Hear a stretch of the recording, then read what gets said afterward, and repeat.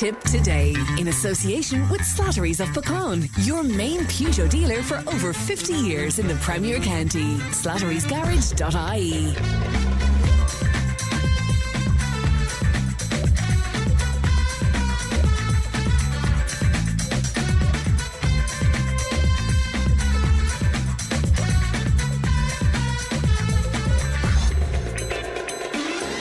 Good morning, welcome along to Tipp Today, 1800 938 007. That's our free phone number. It won't cost you if you'd like to make a call to us. And Leanne is producing today. Coming up on the show this morning, I'll be speaking to the chairperson of the Irish Muslim Council in just a few moments' time.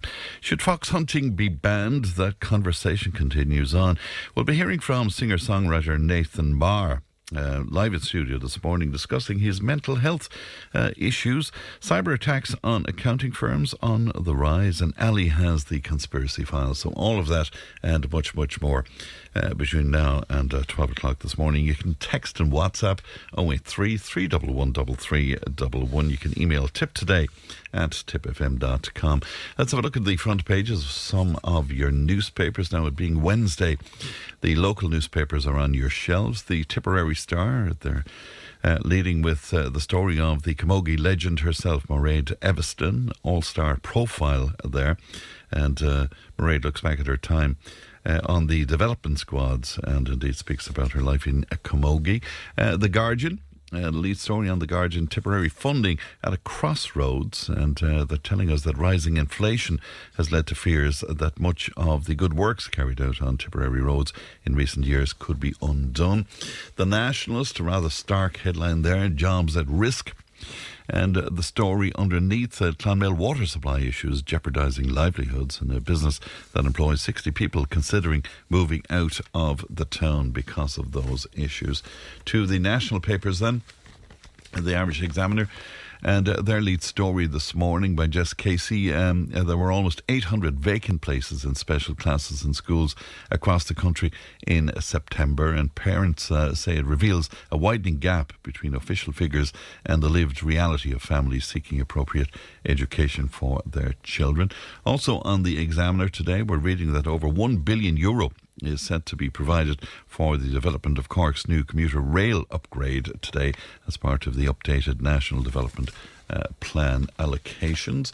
The Irish Times, and they're leading with the story that Ireland is flying blind without the updated medium-term fiscal plan that was promised in last year's programme for government, and the coalition is budgeting like there's no tomorrow, with no forecasts available beyond 2026. The state's independent budget watchdog has warned. Also on the Times today, we're reading that the construction of the Metrolink rail line is facing an inevitable delay following a court challenge to the decision to grant permission for the multi-billion euro project. Transport Infrastructure Ireland has said. And that really dreadful story indeed, that a woman has suffered serious burns after she was sprayed with an accelerant, probably petrol, and set alight at a property in Dublin yesterday. The Irish Daily Mail, the lead story on the Mail today, migrants leaving asylum accommodation now make up a majority of new emergency housing occupants in Dublin, a confidential government report has said. And finally, the Irish Independent today, the lead story there, the government has been accused of budgeting like there's no tomorrow. So that story is right across the newspapers today. That's a look at what's making headlines today. If you want to make comment on any of that, 083 311 3311. Now, in yesterday's programme, farmer Maurice Leamy highlighted his concerns around the processing of hallal meat in Ireland. Many listeners got in touch to share their questions and queries around the practice and why it happens. I'm glad to be joined now by the chairperson of the Irish Muslim Council, and that is Dr. Umar Al-Qadri. Good morning to you, Dr. Umar. Very good morning to you too, Fran, and thank you for having me. You're very welcome, and thanks for making time for us this morning. You're an imam and you're an Islamic theologian. Is an imam a priest of sorts? Yes, an imam is a faith leader, or you could say the leader of a prayer. Anybody can be leading the congregation in prayer. as long as that person knows and memorizes some parts of the Quran, has an understanding of the rules of the prayer. So one does not necessarily need to be qualified and educated. However, an Islamic theologian or a sheikh, which I am, is someone who has gone to formal seminary education, 7 years at least, and acquired certain degrees and certificates that qualify him to not just lead the prayer, but also guide people in religious and spiritual matters. So there's not, and you'll have to forgive my language because that's where I'm coming from, but there's not an ordination as such then, is there? We do not have an ordination as in the Catholic Church, but what we do have is a system of ijazat, which means special permissions to teach. And one acquires these special permissions to teach after having gone through years and years of education and training. You know, when I knew you were coming on with us, Dr. Umar, I did some research and I really realised how little we know about Islam and the Muslim world and what it is to be a Muslim. Is that your experience, that there's great ignorance out there? Well, you know, I think there is a lot of commonalities between Irish people and Irish community and the Muslim community, and the reason for that is because faith plays a very important role, and even the faith, Islam, is very similar to Christianity in terms of beliefs. Many of our beliefs are very similar. We believe in the Virgin Mary. We believe in the miraculous birth of Christ. We believe in the miracles of Jesus Christ and also in the second coming of Christ. We believe in the life after that. Many of our beliefs are very similar to the Christian and Jewish faiths. However, there are some also major differences. For example, as Muslims, we do not ascribe divinity to Christ, Jesus Christ. So we would honor and revere Jesus as one of the most, noblest and holiest people, and in fact prophets of God, but not God himself. So that's kind of the major difference. But otherwise, in terms of even family views, in terms of the importance of marriage, the importance of looking after your neighbor, being kind to the stranger, all of these values of, good moral values, ethics are very similar in Islam as well as in Christianity. In Islam, we also, in addition to that, have dietary requirements and dietary laws. And that is something that the Christian, community may not necessarily have in the same manner. So we have very strict dietary requirements and dietary laws, which inform us that we must consume that what is halal. And halal means that what is, first of all, permissible, and that is ethical and humane. And will you just tell me, what is the basis of that belief that you must consume? Let's stay with meat for the moment. Halal, sure. Slaughtered meat. What is the basis to that? Where does that emerge from? The basis of the teachings of Islam is the Quran, is the final revelation of God, as we believe.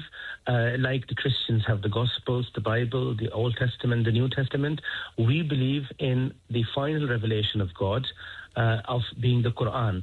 And the Quran describes these dietary requirements, and then we have more details about them in the prophetic statements and the hadiths, as we know. Yesterday on the programme, Morris, who is a farmer himself, he called for the practice of halal slaughter to be banned in Ireland, citing concerns about it being unnecessarily cruel.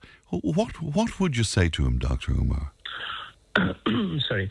I would say to people that please educate yourself about what halal slaughter really is and what it means, because a lot of people have misconceptions, misunderstandings. Now, I have respect for all people and I respect their opinion, but just because someone is a farmer does not necessarily mean that person exactly knows what halal means. Maybe his personal experience with someone may have informed him, but let me tell you how halal slaughter is conducted across factories, across abattoirs and slaughterhouses in Ireland. First of all, when it comes to abattoirs and slaughterhouses, there is going to be bloodshed. there is going to be animals that will be unalived. So there is no such thing as conventional slaughter is somehow without any bloodshed. There's going to be animals that are going to be unalived in conventional slaughter as well as halal slaughter. Now, the only difference in halal slaughter compared to conventional slaughter is that, first of all, the animal welfare is very, very important. So it's important for the animal to be healthy, well-fed, and treated humanely before the slaughter. An animal cannot be slaughtered in front of another animal. And the other difference, major difference, is that in halal slaughter, the person that actually does the swift cut, or is the slaughterman, as you can say, that holds the knife, that person has to be a Muslim. That's the only difference. Across Ireland, in abattoirs and slaughterhouses, animals are stunned. They are given stunning. Halal slaughter as well as conventional. In both, they are given stunning, and they should be given stunning because, of course, that's what EU regulation is. That is also what is good for the animals because it makes them unconscious. So the stunning is given whether it's poultry, whether it's lamb, whether it's beef. In beef, however, instead of stunning, there is another method which we call, which is basically kind of a penetrative or non-penetrative bolt to the head of the animal, and that makes the animal unconscious. And once the animal is unconscious, straight away the slaughterman does the cut. And the cut has to be swift, it has to be quick, and it has to be effective. And animal will be unalived. The reason why a Muslim has to be the slaughterman, because some people may say, well, why a Muslim? Can a person that is of no faith or other community not do it? The reason is that as Muslims, we believe that the only one that has the authority to give life and to take life is God. So at the time of the slaughter, the Muslim slaughterman has to ask permission to God to take the life, because an animal is going to be unalived for the purpose of food consumption, which is justified in Islam. But for that to be justified and for that to be correct, there needs to be a slaughterman that also asks permission at the time of slaughter. So this is when the slaughterman will utter words which mean in the name of God, which is a permission from God. And that's the only difference. There is no other difference between halal slaughter and conventional slaughter. And people assume that in halal slaughter somehow it's more inhumane, it's more barbaric. But the reality is in 2025, all animals are stunned. I mean, I also am a director of a halal certification body based in Ireland, and we certify a number of slaughter abattoirs across Ireland, and every single abattoir slaughter house that we deal with, whether that is for duck, whether that is for chicken, whether that is for lamb or bovine beef, all animals are stunned. And that will be a surprise to an awful lot of people, because on the programme yesterday it emerged that certainly everybody's perception was that there was no stunning involved, and that was largely the difference between the slaughtering. Well, you know, the reason why people have this understanding is because in the past, many, many years ago, we are going back to the 90s, we're going back to the 2000s. In those days, yes, stunning did not take place necessarily. However, now we have halal standards in the world. There are certain standards that are, for example, the OIC, CIMIC halal standard, which is by the OIC, which is an organization of Islamic countries that consists of 58 Muslim majority countries. Their body that writes standards has a halal standard. That halal standard categorically allows for stunning. Now, of course, when I say stunning, there are certain parameters that have to be abided by. So the stunning has to be given not to invoke death in the animal, but to make the animal unconscious. Similarly, we have a halal standard by Malaysia, the Malaysian MS 1500 halal standard. There is a halal standard by the UAE and the GSO. So all of these halal standards, whether it's the UAE, Malaysian, Indonesian, or the OIC, they allow for stunning. And this is why, as a halal certification body, when we are certifying meat products, or we are certifying abattoirs. These plants, in these abattoirs, animals are stunned. So in the past, perhaps yes, there was misunderstanding. People assumed, even within the Muslim community, people assumed, stunning will cause death in the animal. And because as a Muslim, we cannot consume an animal that has died prior to the slaughter, so people were not receptive and people were not accepting stunning. And this is going back 20 years, 25 years. But now, when we have these halal standards that are standard technical standards that are written by Muslim jurists, Muslim scholars, but also Muslim vets and food scientists, all of them together have written these standards. Now people within the Muslim community, they know stunning is perfectly fine and there is a purpose for stunning. That purpose of stunning is to make the animal unconscious so it suffers less. And that is exactly what the Prophet Muhammad, 1400 years ago, has guided us and instructed us to do, which is why we must make sure that the knife is very swift.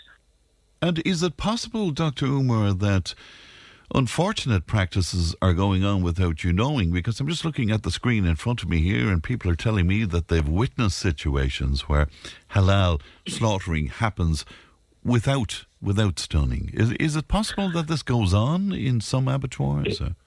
It is definitely possible, but those abattoirs are not certified. The meat is not halal certified, and also it's happening perhaps in a very small circle. It's not happening at an abattoir that is, for example, very well organized and certified, and perhaps it's happening somewhere which I personally do not recommend. I actually oppose this very much, because there is no need for animals to be suffering. There is no need for... Now, having said that, I must also make sure that people understand that it's not just the Muslims that have their own requirements of halal. The Jewish community have their requirement of kosher, and they call that shechita slaughter. Now, in shechita slaughter, stunning is not allowed at all, and there is no standard that allows for shechita slaughter for kosher to be non-stunned. So it has to be stunned. It has to be non-stunned. Animals cannot be stunned. I think while I disagree with this, I must respect, and I must recognize that there is a community. They have their own, requirements and dietary requirements. I may not necessarily agree with it, but I will respect that. And I think people need to have that respect for, a different opinion. But as I said, personally, I, as the chairperson of the Irish Muslim Council and as the director of a halal certification body, I oppose the slaughtering of animals without stunning. And also the slaughtering must take place in a professional environment. It must take place in an abattoir that is recognized and that is certified by the Department of Agriculture. The vets must be present at the same time, and that's exactly how it's done in 99% of the abattoirs in Ireland. And does an abattoir have to be dedicated to halal? In other words, can other forms of slaughtering go on in the same abattoir as the meat produced for your community? That's a good question. Basically, if there is no other species in the abattoir, so if it's an abattoir just dedicated for duck, dedicated for chicken or lamb, then you can have certain days halal slaughter and certain days you would have non-halal slaughter. However, the majority of the abattoirs that do halal slaughter do it all the time. Basically, they only have Muslim slaughtermen employed. And there is a benefit to that, because most of the Irish meat industry, they export, and one of the biggest consumers of their business, of their meat products, are the Muslim community within Europe, but also outside Europe. People need to understand that Ireland was one of the countries that in the early 80s was one of the major exporters of halal meat to the Middle East, to North Africa, and still today Ireland exports, and this export allows the farmers, allows factories and the thousands of workers in the factories to have employment, because that's what the business model is. They are producing not only for the Irish market, but also they're producing for the European market. And most of the customers, a lot of the customers are consumers that want to eat halal meat. Interesting. Could I put a couple of other things to you? And it's just when I knew you were coming on, I was talking to some people and they gave me some pointers that they would just like, and obviously I mean all of this with the greatest of respect to you, Dr. Umar. That notion that Islam, the perception that Muslims want to impose Sharia law on whatever country they're in, indeed impose it globally, and that is written in the Quran as an instruction. What do you say to that? That is absolutely false, is not true. People need to read the Quran, and the Quran clearly says we have created humans in diverse communities, diverse groups, not because one is superior on the other, but because we want you to learn from each other. The Quran is emphasizing on many occasions about religious freedom. It says very clearly there is no compulsion in faith, and this idea that Sharia law is or should be or will be imposed on non-Muslims, it's a foolish idea, because Sharia law is religious laws that are only applicable for people that choose the faith. So when someone is not part of the faith, someone does not agree with the faith, how can religious laws be applied on that person? Muslims have been living for decades in Europe. There is about 50, 60 million Muslims across Europe, and there is no Muslim group or that is well established, or Muslim politician. There are many Muslim politicians across Europe, in the European Parliament, in local parliaments, in national parliaments, but there is nobody demanding for Sharia law. I mean, this is a very foolish idea, because as Muslims, when we hear that, we actually laugh at this. We say, we don't even have Sharia law in most of the Muslim countries. So why would we want Sharia law in this? Sharia law, it's a religion is a personal matter. You cannot impose religion on another person. So the idea that we want somehow everybody to be Muslim, it's a foolish idea. If God wanted everybody to be Muslim, he would have created everybody to be a believer as a Muslim. So if God wants diversity, why would we oppose that diversity? But is there an extreme form of Islam that would like to impose Sharia law on the world? That's a very good question. There is always extremists within every community, whether you take the Christians. There were abortion clinics being bombarded in the US by people that call themselves Christian. There are people now, sometimes, they comment on Facebook posts where, for example, a refugee or an immigrant has been, attacked, and they comment in the manner of saying Jesus is Lord, Jesus is King. Now, we have people like that among the Muslim community, absolutely. ISIS, Al-Qaeda, Daesh were those extremists. But that is a very small minority. And the vast majority of the Muslims not only oppose that, we strongly condemn that.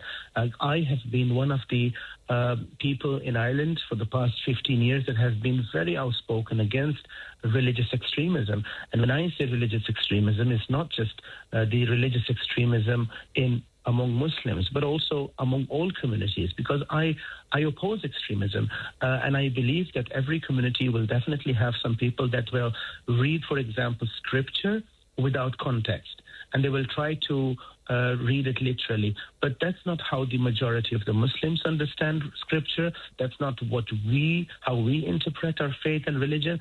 And this is why a lot of people, when they see Al-Qaeda, ISIS, they may assume, oh my God, this is how Muslims are.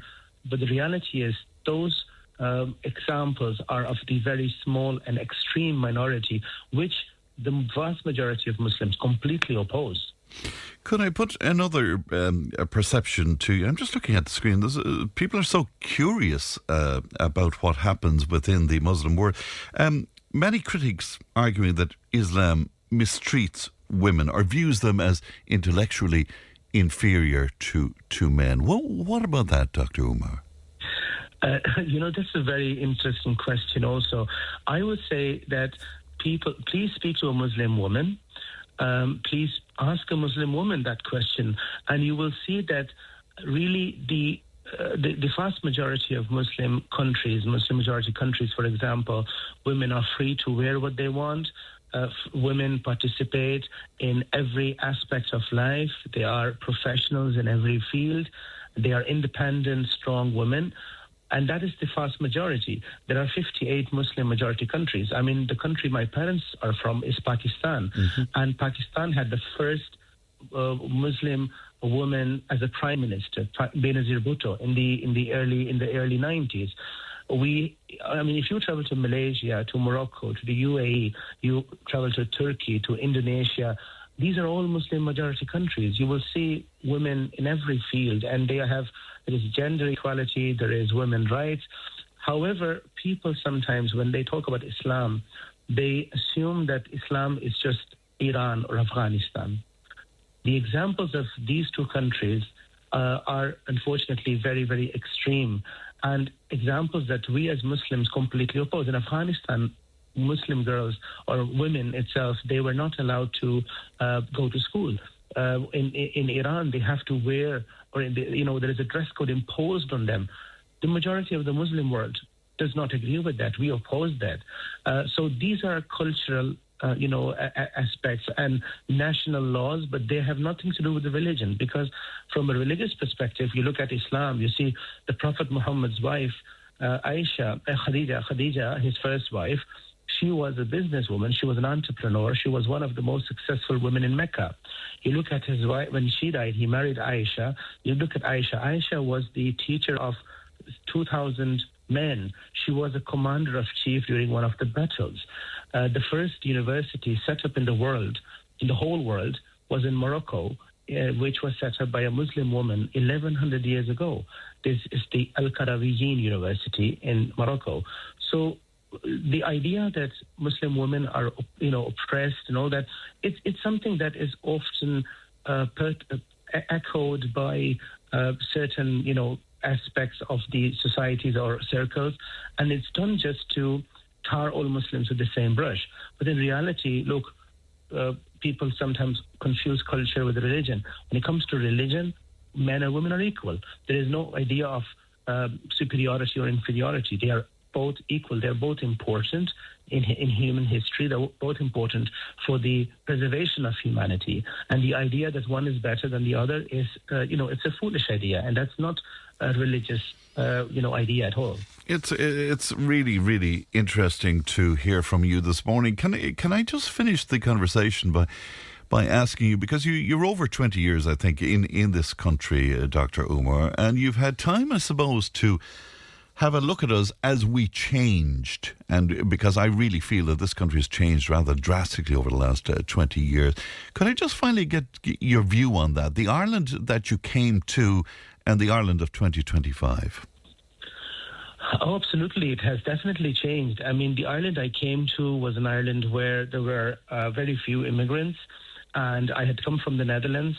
So for me, I noticed certain things. People were being very friendly. You're driving a car and people were giving you, the way, or if you're walking on the street, people say hello to you. And, the friendliness, the warmness of the people is something that I noticed. Now, fast forward 23 years on, of course, you will notice that less in cities. You'd have to go to rural Ireland or some of the other towns in Ireland where you will still come across that. Immigration has happened very, very quickly in Ireland, and we have had the housing crisis for, more than a decade. That has only increased. There's only, the problem has not in any way been solved by the politicians. Some of the things I notice is we still have the same political parties that are running the country for the past 20 years at least.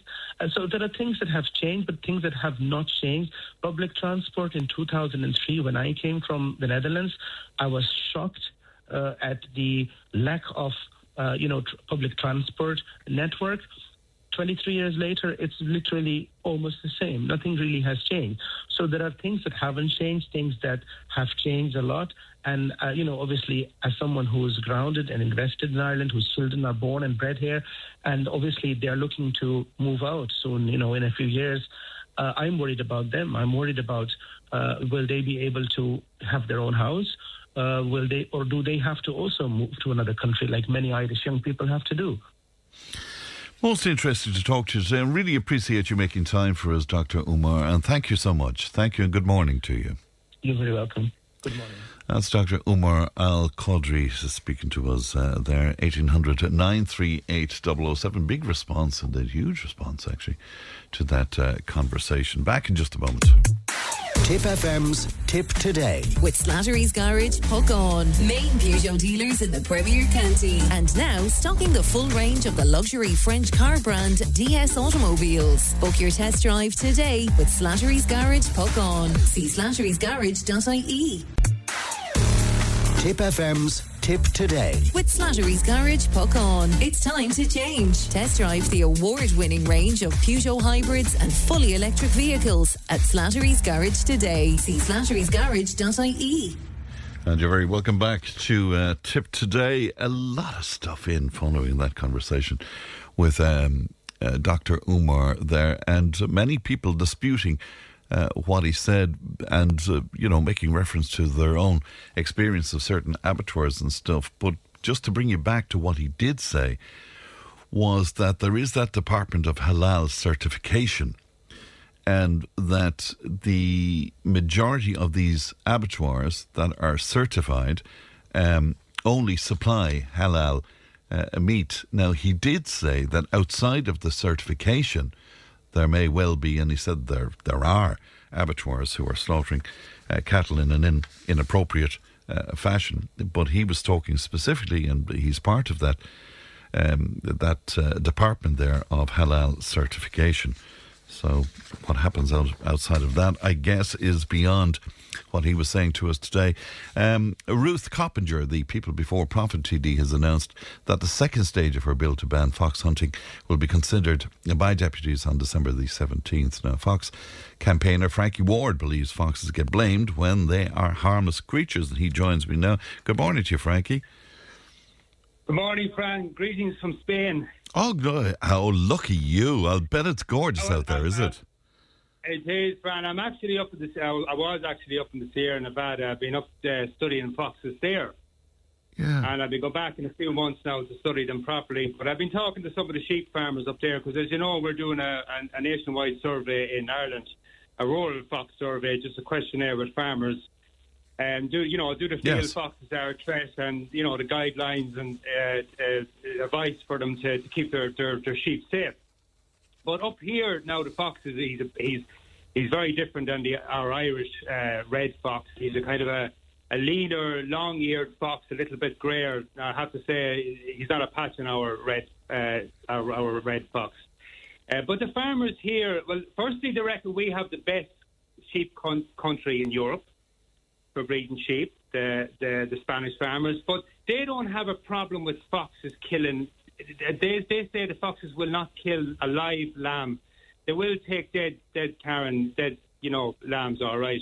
But they would have a lot of alpacas with their sheep as well, and they do use guardian dogs. Now, they're well aware that there can be a threat, but they don't seem to have an issue with foxes actually taking live lambs. Okay, but it certainly is an issue here, because we have been hearing from farmers here that are saying, you mean that perception that they might take, lambs that are sickly or whatever, but they seem to take healthy lambs as well.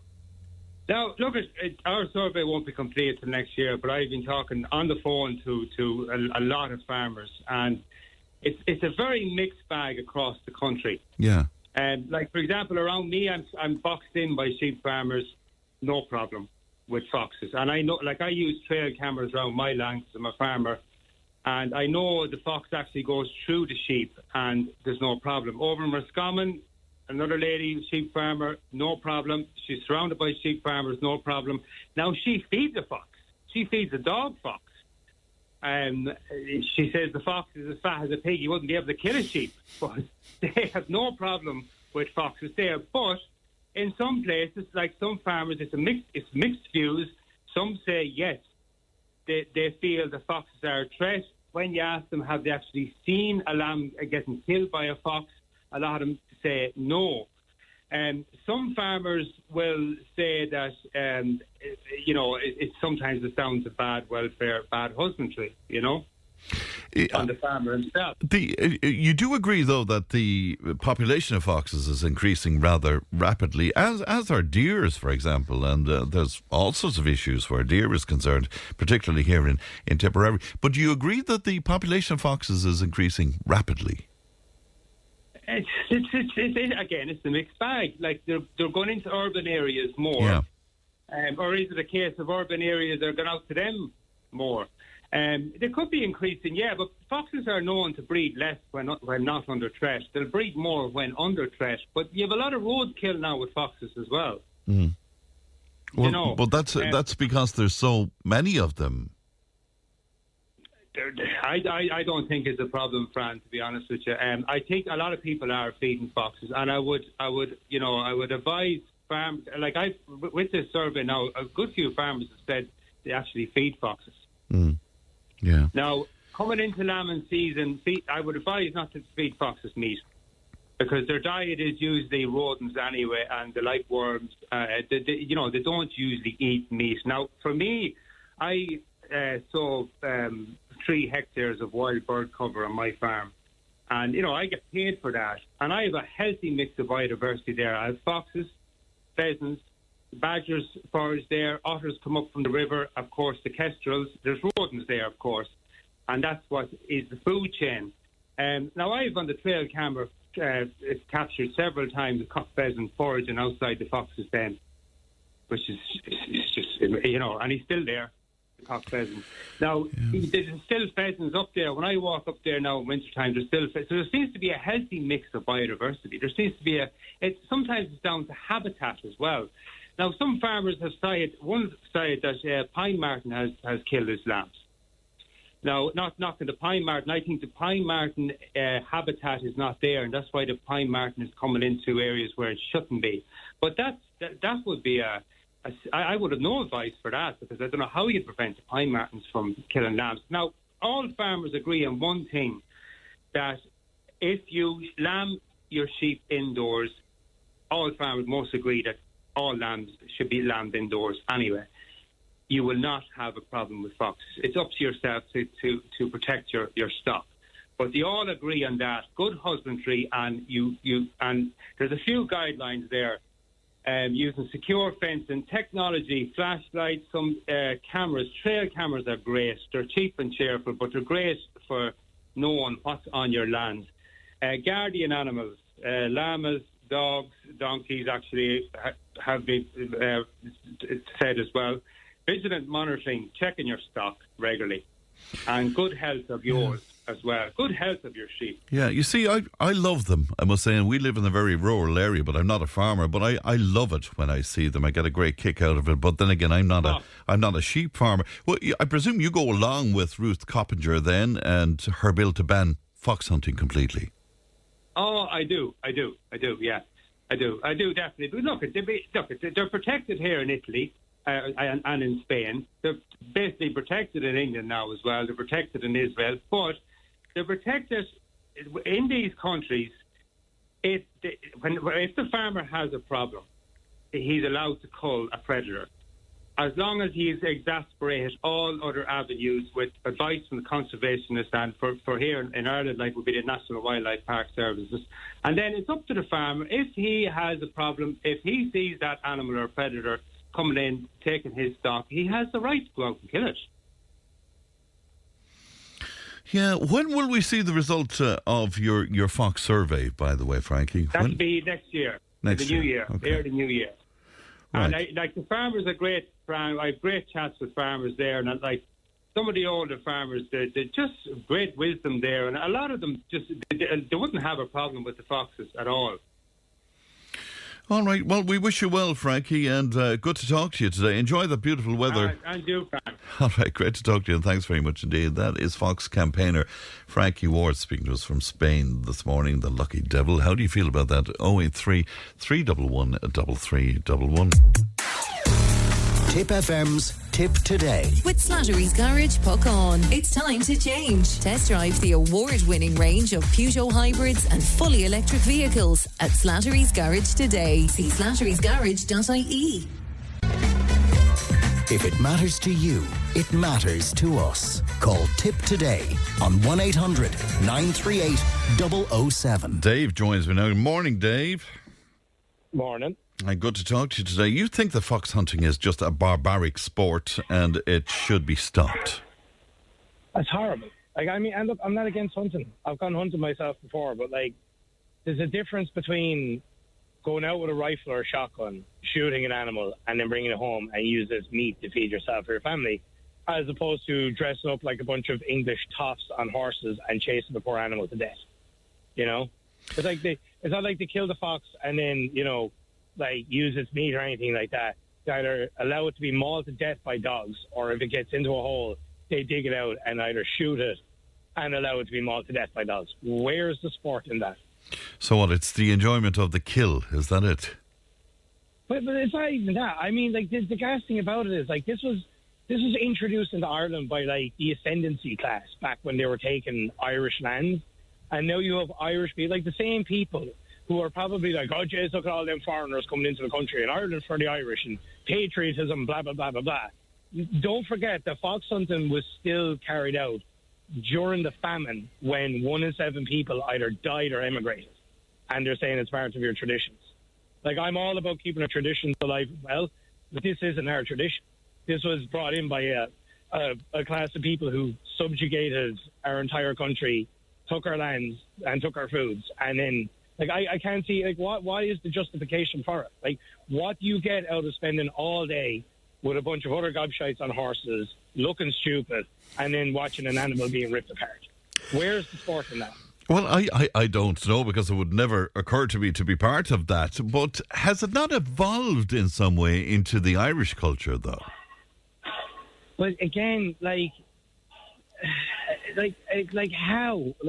I can understand if someone's Halloween, perfect example. A lot of traditions we have in regards to Halloween. Not even Halloween, Christmas.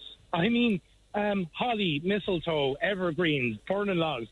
They all came from pagan traditions that have been here for thousands of years. They predate Christianity by a millennia. This is something that was introduced by a foreign aggressor. It was practiced by gentry who would quite literally pass starving Irish people in the street while they're decked out in their finery to chase down horses. I'm all for keeping traditions alive. It's not our tradition. It's just one of these things that rich people used to do. Rich English people. And how Irish people adopted it, I don't know. And again, it is barbaric and it's cruel. Like I said, I'm not against hunting. I'd love to go off and do some deer hunting and then bring venison home to eat. But at the same time, there's no justification for it in my eyes. Right. So you see this as separate to other kinds of hunting, then, do you? But other kinds of hunting is you're going to go out with a gun, you're going to shoot an animal, you're going to use its meat. There's there's a clear thing you're going to do. You're using it for its meat or its pelt or whatever. But what use is watching a poor animal being ripped apart by dogs? Is it an issue for you then when politicians lump it all in together, the idea of hunting and this sort of fox hunting as well, and fishing, and it comes under rural pursuits and all of that? Is that a problem for you, that it's all lumped in together in some way? Because you see fox hunting obviously as very different. See, I don't see it as hunting. I see it as a blood sport. Hunting is, you're hunting an animal for its meat, to feed yourself, to provide sustenance for you and your family. But what's fox hunting do? You're just watching an animal being mauled to death for your own gratification. I genuinely, I would look sideways at somebody who's able to sit on top of a horse and watch a fox being ripped apart by dogs. Well, the irony now, I mean, you're making the point, and you're correct in saying so. It did arrive over from England with the landed gentry and all of that. But the irony is that it's now banned in England. So it's... This is the thing I don't understand. They banned it in England, but it's not banned here. Yeah. That makes absolutely no sense to me whatsoever.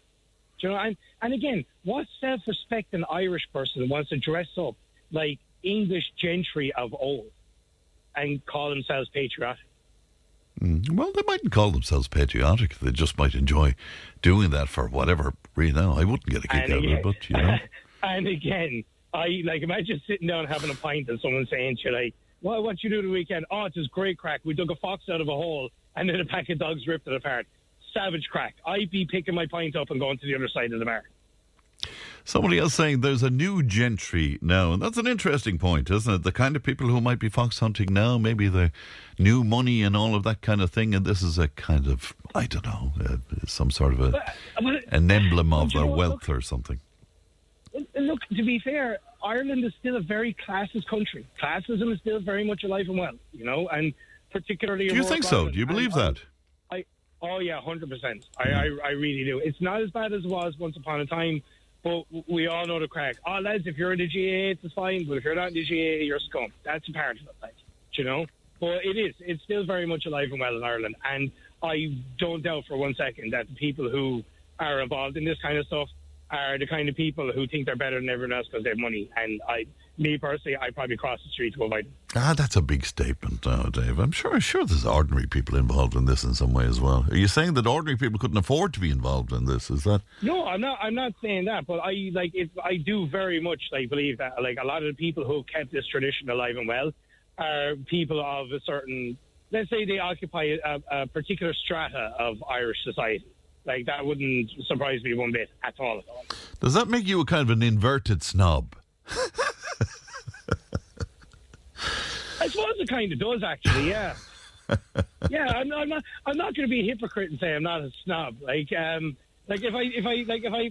I was somewhere and I met someone and was like, I was drinking high news at the rugby the weekend, I'd probably be giving them the side eye in the same way that they'd give someone the side eye if your man goes, all right, what's the story, bud? So yeah, no, I'm not. I probably am, yeah, you know. All right, so you would go along then with Ruth Coppinger and her bill to ban fox hunting, yeah, completely. Well, let's not go nuts. I wouldn't go along with Ruth Coppinger very much, but a broken clock is right twice a day, isn't it? All right, great to talk to you as always, Dave. Thanks very much for that. Thank you. That's Dave there. 1800 938 007. News and information's coming up.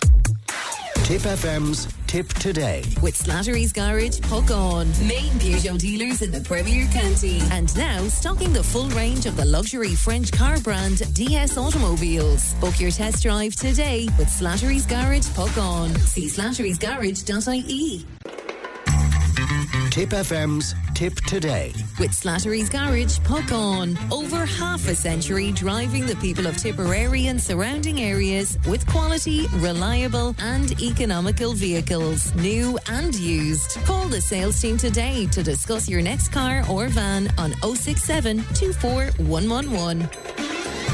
Thanks, Pat. Welcome back to the second hour of Tip Today. 1800 938 007. Lots in about the foxes, but one listener telling me that one issue that no pro-fox person ever discusses is the fact that foxes are carriers even, of Neospora, which seemingly is a parasite that causes abortions on livestock. They shed eggs into their feces. Apologies if you're having your breakfast. They shed eggs into their feces, and if consumed by a cow, she can become infected, and it's very distressing to a farmer. And the first you know of it is the cow aborts a mummified fetus that would have died at 60 to 100 days gestation. But the cows can carry full term. Since the fox population has grown in recent years, it's become a huge issue. The fox population needs to be culled, says one of our listeners. All right then, that's into us on 083 311 3311. Now, a gentleman who's been a great friend to the show over the years, Nathan Maher, and we knew him at one stage as Rough and Reliable, gained fame, of course, on social media for being witty and fun, vibrant and all of that. However, he recently used his TikTok platform to open up about the challenges he's facing with mental health, and he's with me in studio. Nathan, good morning to you. How's Fran? How are you getting on? I'm well indeed. The Rough and Reliable bit, you're casting that to one side. I'm still rough and I'm still reliable, but sure, I'm casting it to one side to try and pursue the music if I can at all. And delighted to hear that you are pursuing the music. But talk to me about the mental health issues. Now, I know that in one of our conversations, you kind of alluded to the fact that you had some issues over the years, but has it gotten worse? Oh yeah, the last probably 2 weeks I've gotten 2, 3, 4 weeks. I've hit a wall where we'd say for years I've been working. I'm a hard worker. I always work and I love working, but work creates this distraction, and you can only create a distraction for yourself for so long until you have to actually face your problems. And I hit that road now where it's like, I'm going to have to face these issues. So that's where I was now the last kind of 2 weeks. Now I'm getting better. I'm kind of coming out of it now a little bit again, but yeah, that wall is a hard thing to face. And is that because you made a life-changing decision to sort of give up the job, so to speak, and pursue the music? Was that the catalyst to... I kind of gave up the job because my head was bad. Because I knew my mental health was bad, and I had to go and do the music because the music makes me happy, if you know what I mean. So I kind of quit my job to go and do the things that actually make me happy, more than quitting to do music. I quit to make myself happy and play my music and enjoy being alive more than anything. Do you know what I mean? But I think it was coming. It was coming for a long time. It was coming with a nice few months that this was going to have to happen, that I'm going to have to face the music eventually. And are we talking about depression? Oh, depression, anxiety. See, I was diagnosed with PTSD going back 4 or 5 years ago from a bad car accident I had. I had a very bad car accident, and I'm glad I'm alive today. I shouldn't be, but I was diagnosed with PTSD from that, and I was going to counsellors, and it was all during COVID, and they had me on a little screen on a laptop to talk about my problems as counselling. And I don't know about you, but that's not going to work for me. Talking to somebody over a screen, that's not counselling to me, because you've no connection with the person you're trying to talk to. Of course. So I told a brilliant counsellor, in fairness to her, or Susan, I think her name was, I said, look, I'm fine, I'm the finest, don't worry about it, we'll be grand, I'll get by. And I just stopped doing it, and I just started working even harder. And I knew eventually it was going to happen, that I had to face it, and I hit that point. Did you almost deliberately decide that, look, I have to face this, I have to deal with this now? Was that almost deliberate? Kinda, yeah. It got to that point, yeah, that I had to, yeah. Because it was gone so bad, like I've written a lot of sad songs. Yeah. And I don't like writing sad songs. I want to get people up dancing. I want to write a song that people are going to go, Jesus, that's right crack. And everyone's going to have fun with the music. I started writing a lot of sad songs in the last probably year. I was like, Jesus, this isn't great. And it was boiling up to this point. And I'm glad it has got to this point, because now I'm going to work on things to make myself better. Do you know what I mean? Yeah. And would you tell me a bit about it? I mean, you speak about depression and anxiety, but how does it manifest itself? I mean, are you self-critical all the time? Is there a voice chattering in your head? Oh, there's a voice in my head constantly, yeah. But it's...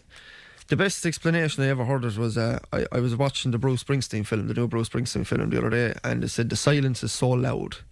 You could be sitting in a silent room and it's still going, and it just never stops, and it's like a little voice inside in your head constantly criticising yourself.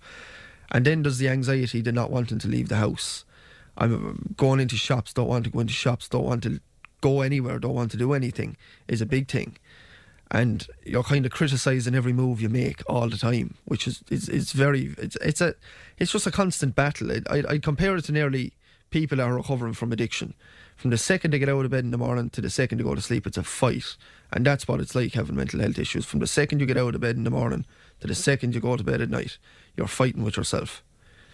And I was telling you off air, and it's no secret, I mean, I've gone through very similar issues over many, many years. Indeed, it's very hard for people who haven't experienced this to understand how profound it can be, though. Oh, it's very bad. It's very, very bad. It's you're baiting yourself for nothing. You're constantly fighting with yourself for no reason. Where does that come from, Nathan? I don't know. Yeah, because I haven't figured that out either. I don't know. And I've had this conversation with herself. I've been sitting down and she'd say, what's wrong, like? And I can never answer that question. I could never sit down and say, this is wrong.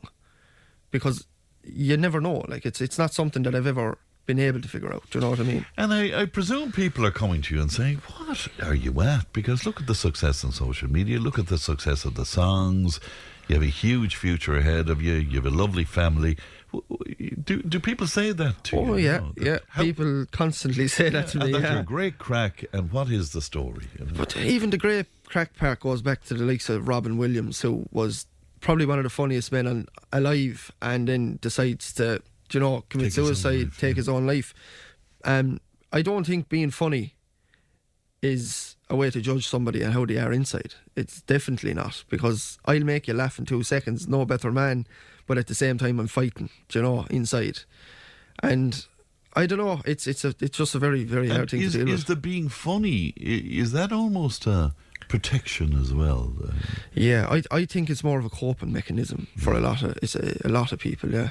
Yeah, music is the same. Like, I know a lot of people that have better lives than me, that are hugely successful and make a hell of a lot of money, but are badly suffering worse than I am. But you'll never know, because it's all in the background. It's all outside of social media. It's them when they're in their room.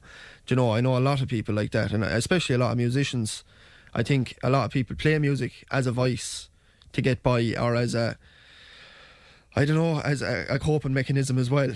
So you can't really judge someone's life either on how they're doing. Of course you can, but there's almost a kind of a medication to performing. I'm sure you found this. I mean, I over the years, when I felt particularly bad, I'd go on stage. I struggled to go on stage, but always afterwards I felt somewhat better. Yeah, for some reason or other. I love that.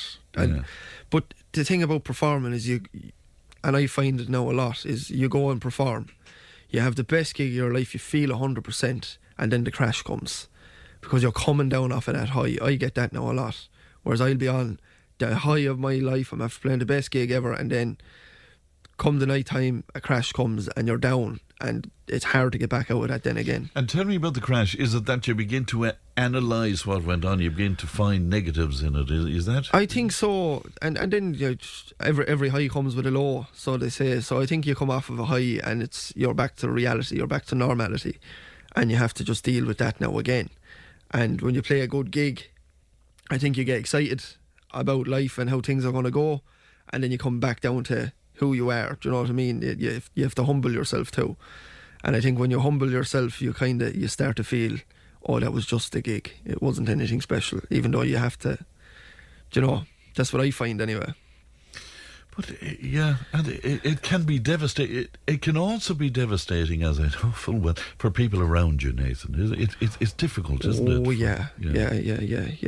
Herself now finds it hard, and we've had plenty of conversations about it, because I'm constant distracting myself, whether it's on the phone, whether it's playing music, whether it's sitting down playing the PlayStation, which I don't like doing, but I do because it's a distraction, and it just helps me get by that extra bit, where I feel I shouldn't have to do that.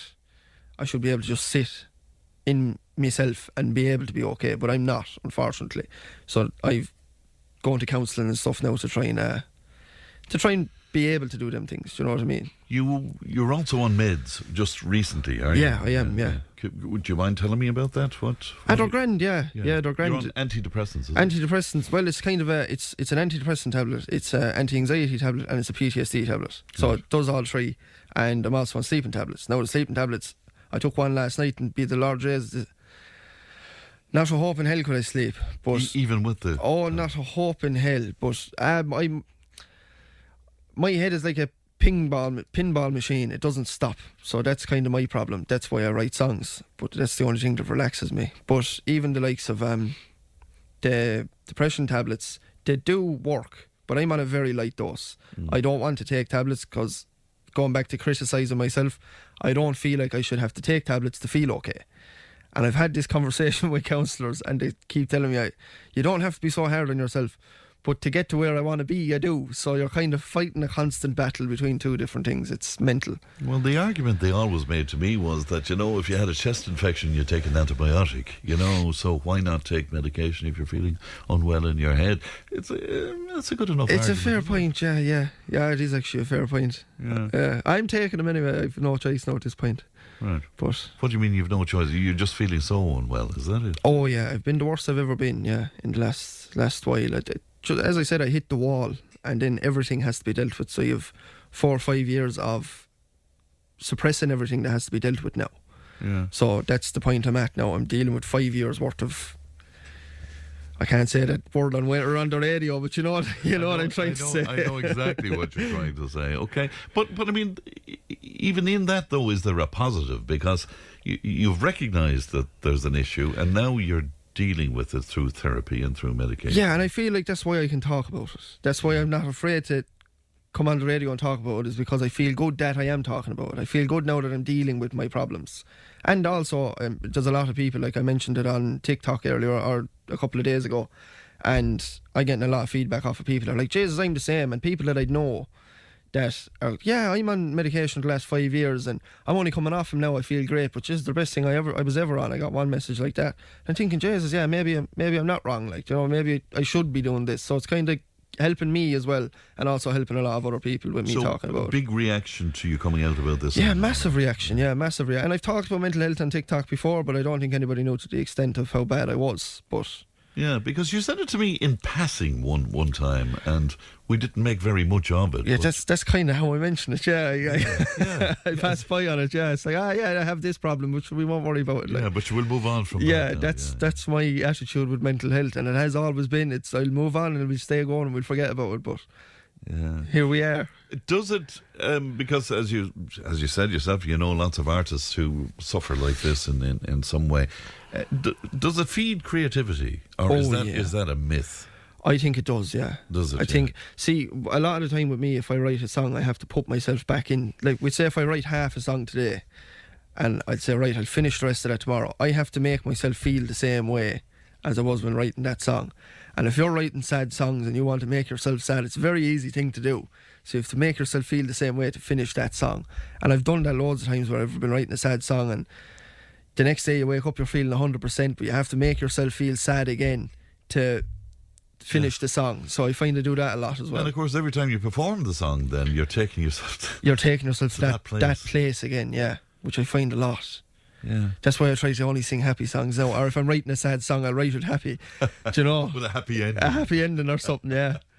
It's great. And is it a cliche? Are people saying to you all the time, but you're a great crack, you're fantastic. Like, what is this all about, Yeah and no. Because I think more people understand nowadays, the fact that even the happiest people can suffer with their mental health, do you know? Which is it's a good positive thing in Ireland, because for a long time it was always suppressed.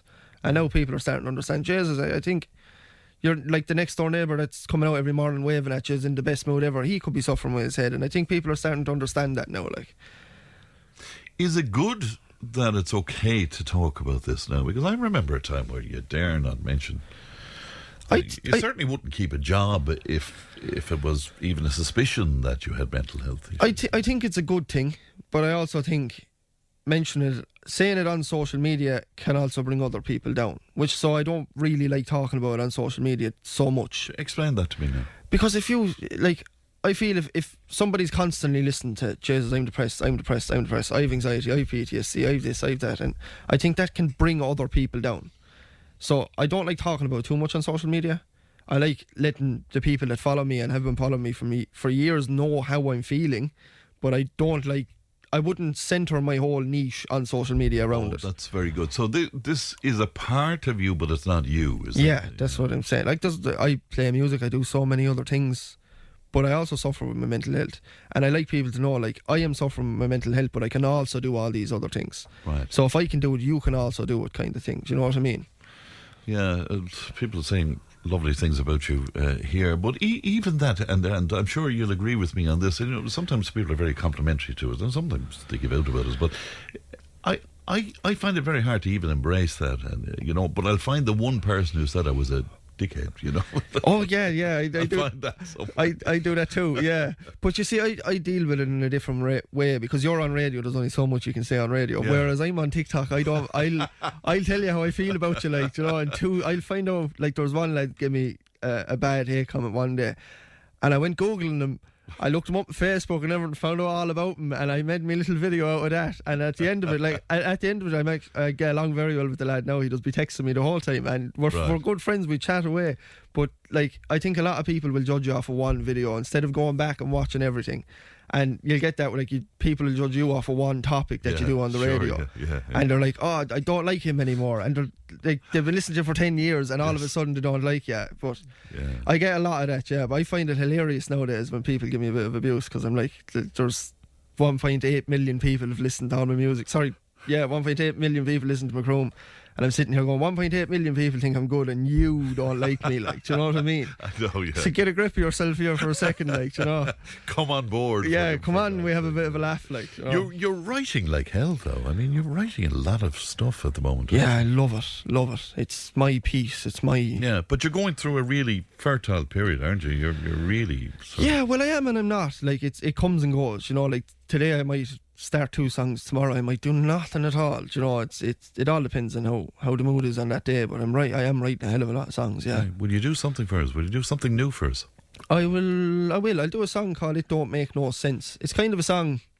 So I was in my job that I was working at, I was staying away a lot. I could be in a hotel in Bray, I could be in a hotel in Dublin, I could be anywhere in the country, and I was, as you know, suffering with mental health. Being on your own in a hotel room away from family is not an easy thing to do.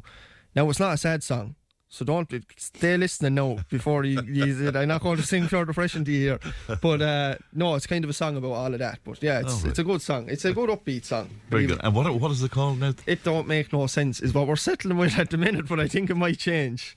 But it goes like this. In your own time.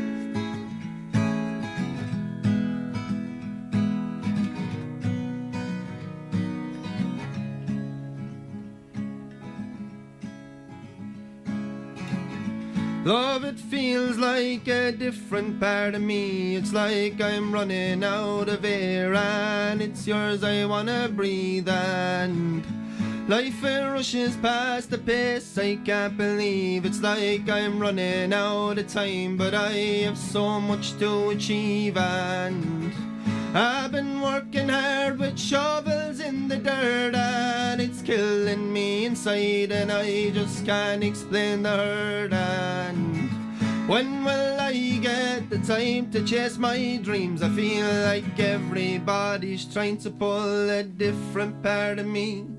No, it don't make no sense. I feel as if I'm burning again. Well, the money's in, it's like a win, but is it worth the struggling? No, it don't make no sense. No, it don't make no sense.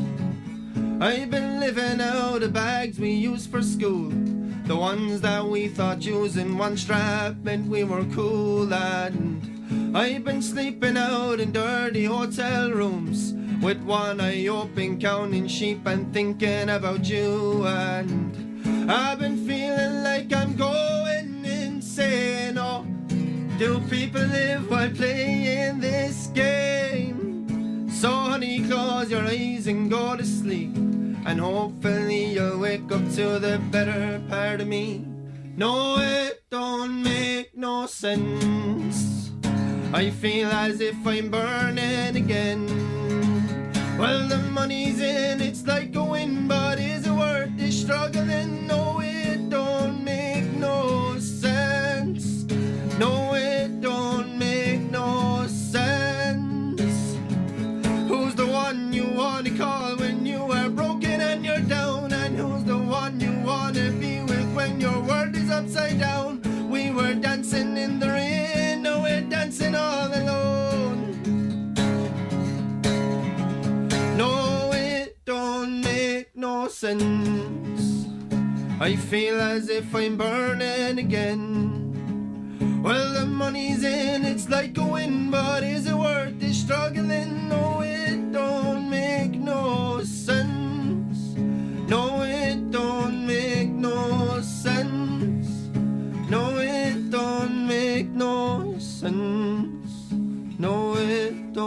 make no sense.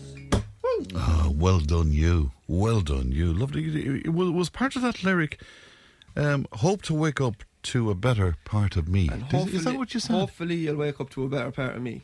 Wow. So when you're on the way home from, like I've often done it, just 2 o'clock in the morning, you're leaving a hotel room for home, and herself has gone to bed.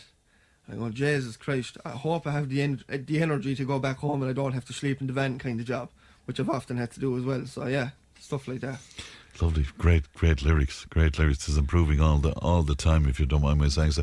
The listener says, "Oh my God, Fran, thanks for talking about this. Was in hospital with a young relation last night, and it's so hard. Family feels so helpless, but my relation sounds so like Nathan. He needs help so badly. He's only 20, and of course you're a very young guy. 24. Yeah, I'm 24. What? It seems to me a lot of young fellas in particular are struggling. Is that your experience? Oh yeah. Young lads. Yeah. Now, I'm sure young women are struggling as well, but it seems to me that more and more young lads are finding it difficult. There's a lot of young men struggling, and I don't know why. But I think a lot of young men are also, they're under the impression that they have to be a man at 20 years of age, 19 years of age. You have to be this big, strong man. You don't. It's okay for a man to cry. Like, Jesus Christ, I've cried more times than I can count. I remember coming back. I was driving a truck, coming back out of Dublin. I was working beside Trinity College, and I was driving back out of Dublin, and I was passing Naas where Smith's Ties was, and I was crying, and I don't know why. And I couldn't figure it out, and I just stayed going down the road, and the whole way from Naas to Tipperary back to my own place in Ballingarry, the only thing I was saying to myself is, I just need to get home. I just need to get home. I just need to get home. And I just done that the whole way until I got back. It's okay to not be, it's okay to not be okay. Do you know what I mean? And I think a lot of young men can't understand that. They can't understand the fact that you do have to go get help. You do have to talk to people. You do have to open up to people. And plus, the drinking wouldn't help. It doesn't help. Which a lot of young lads love to indulge in nowadays as well. Doesn't help the situation. It certainly makes it much worse indeed. Frank says, for many people like Nathan, they're laughing on the outside but crying on the inside. It can be very, very difficult indeed. You were making that point yourself. And it says here, a great honest man is our Nathan, it says here as well. Powerful song, fabulous. Keep telling your stories through the song. You'll never know how many people you touch with your amazing talent. Where can we find his music?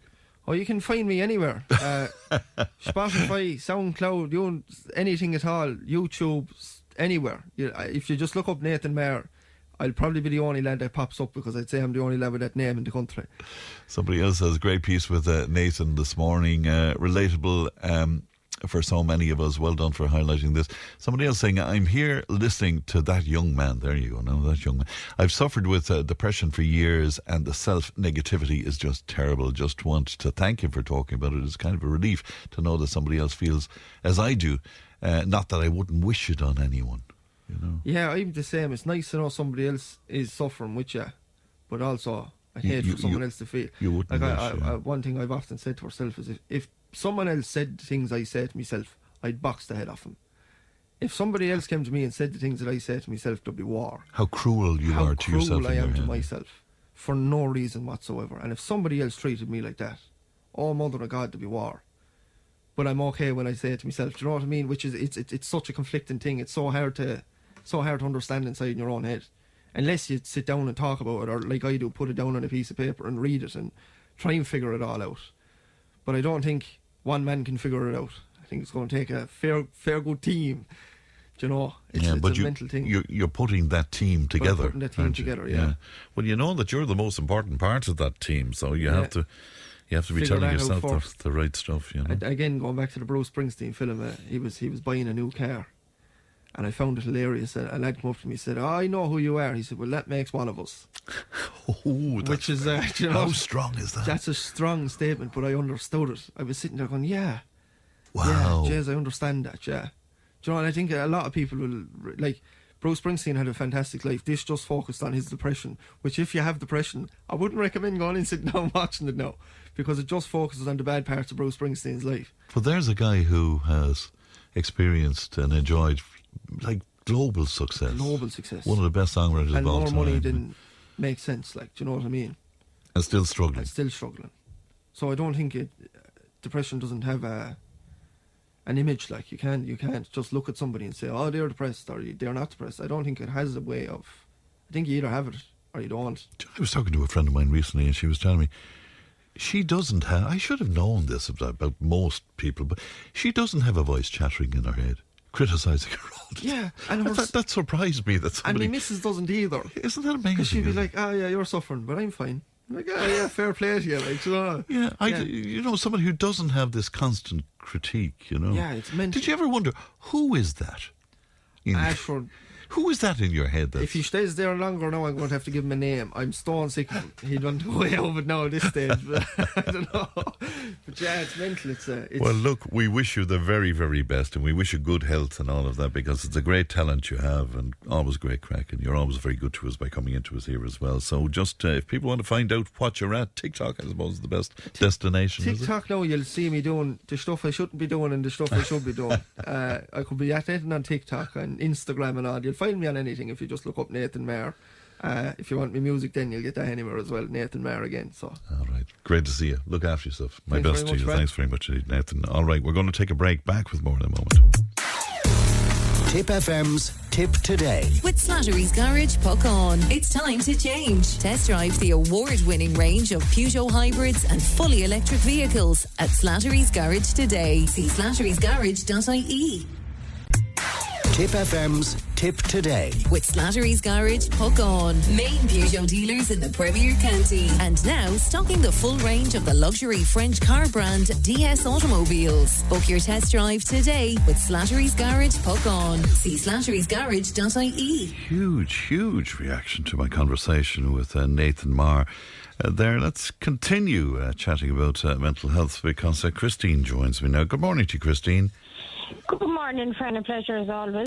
Good to talk to you. You said some very, very interesting things indeed. You were telling Leanne that you suffer from anxiety. You were referred for mental health support, but you often felt that you were taking time away from somebody else who might have benefited more from those appointments. Will you tease that out for me, Christine? Well, you see, I do suffer from anxiety, but I don't feel like it's mental health, but I suppose the GP has to be careful with every person, because who's to say the next person isn't mental health along with anxiety? I can understand it, but I feel perfectly fine mentally, and thank God for that. I'm very lucky. And even on my roughest days, I'm very, very lucky that I have a support network around me to, kind of keep me going even on the hardest days of my life. I've never turned, to antidepressants or anything like that. I've been able to battle through it.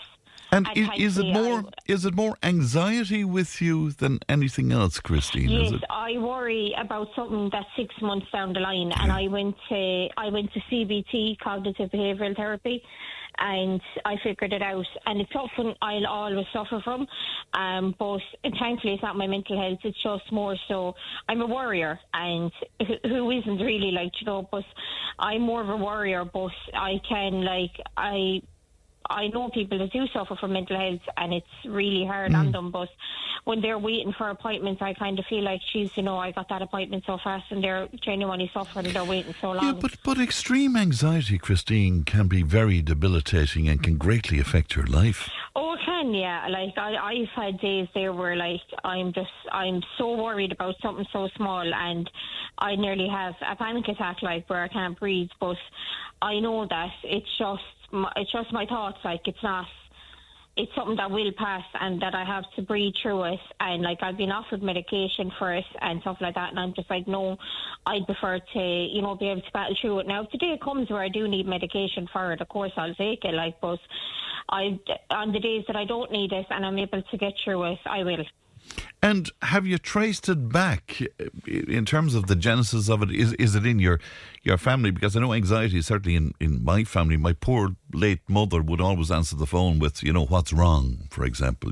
So yeah, I'm like that. If I have a missed call, if I wake up to a missed call, I'm never thinking, oh, they just rang me for a chat, or I'm like, oh my God, what's wrong? Something happened. I'll go straight to the bad. It can't just be, oh, they're ringing to say, hello.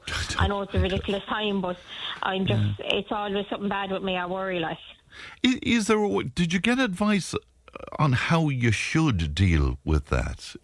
Is there a way to arrest that feeling in some way, Christine? Well, I went to CBT, as I said, Fran, and she did give me a lot of coping mechanisms with them, and I do find myself less bothered with stuff than I would be before. I was very, very, very... Geez, I'd argue with as my mother used to always say to me, if I was in a room by myself, I'd cause an argument, I'd continue it and I'd finish it. Yes. So, but now I just find myself, with stuff like that, I don't argue, I don't fight. Now, don't get me wrong, I have my days where I would take the head off someone, you know. I still have the hormones, but it's just more so the argumentative side of me, and, the fight and stuff like that is kind of gone. I don't know if that's due to growing up or what, but the CBT did help massively with that, to just kind of let the small things pass. Oh, that's very interesting. Did the anxiety make you cross then at one stage, Christine? Was that it? Yeah, I felt like everything was a battle. I had to fight everything, and I had to get my say across, and it had to be, everything was a battle, and I never let the small things go. And of course, that was damaging to yourself then, obviously. Yeah, whereas now if someone starts, depends on what it is, obviously, but if someone starts, I'm just you know what, I'm having too much of a good day, or I'm too happy to... when people pass comments and stuff like that, small things that would trigger my anxiety before, I'm just no, it's not happening, I'm not letting it in, and all this, I just completely switch off. I'm no, you're not getting to me today, kind of a thing. I'm able to recognise that in me when it's going on to but if there's a situation I'm going into, where I know there's kind of trouble or something like that, if I'm entering a situation where I know it's kind of like this, I will literally be physically sick with nerves, and nothing could happen, but I'm always overthinking it before it happens. And were you an anxious child? I kind of was, really, but not only more so an anxious teenager than a child. It kind of when I started into my teen years, I was very, very anxious and very worried about everything. I'm the youngest of four, but I'm kind of always the loudest one out of all four of us. I hate to admit that, but anyway. But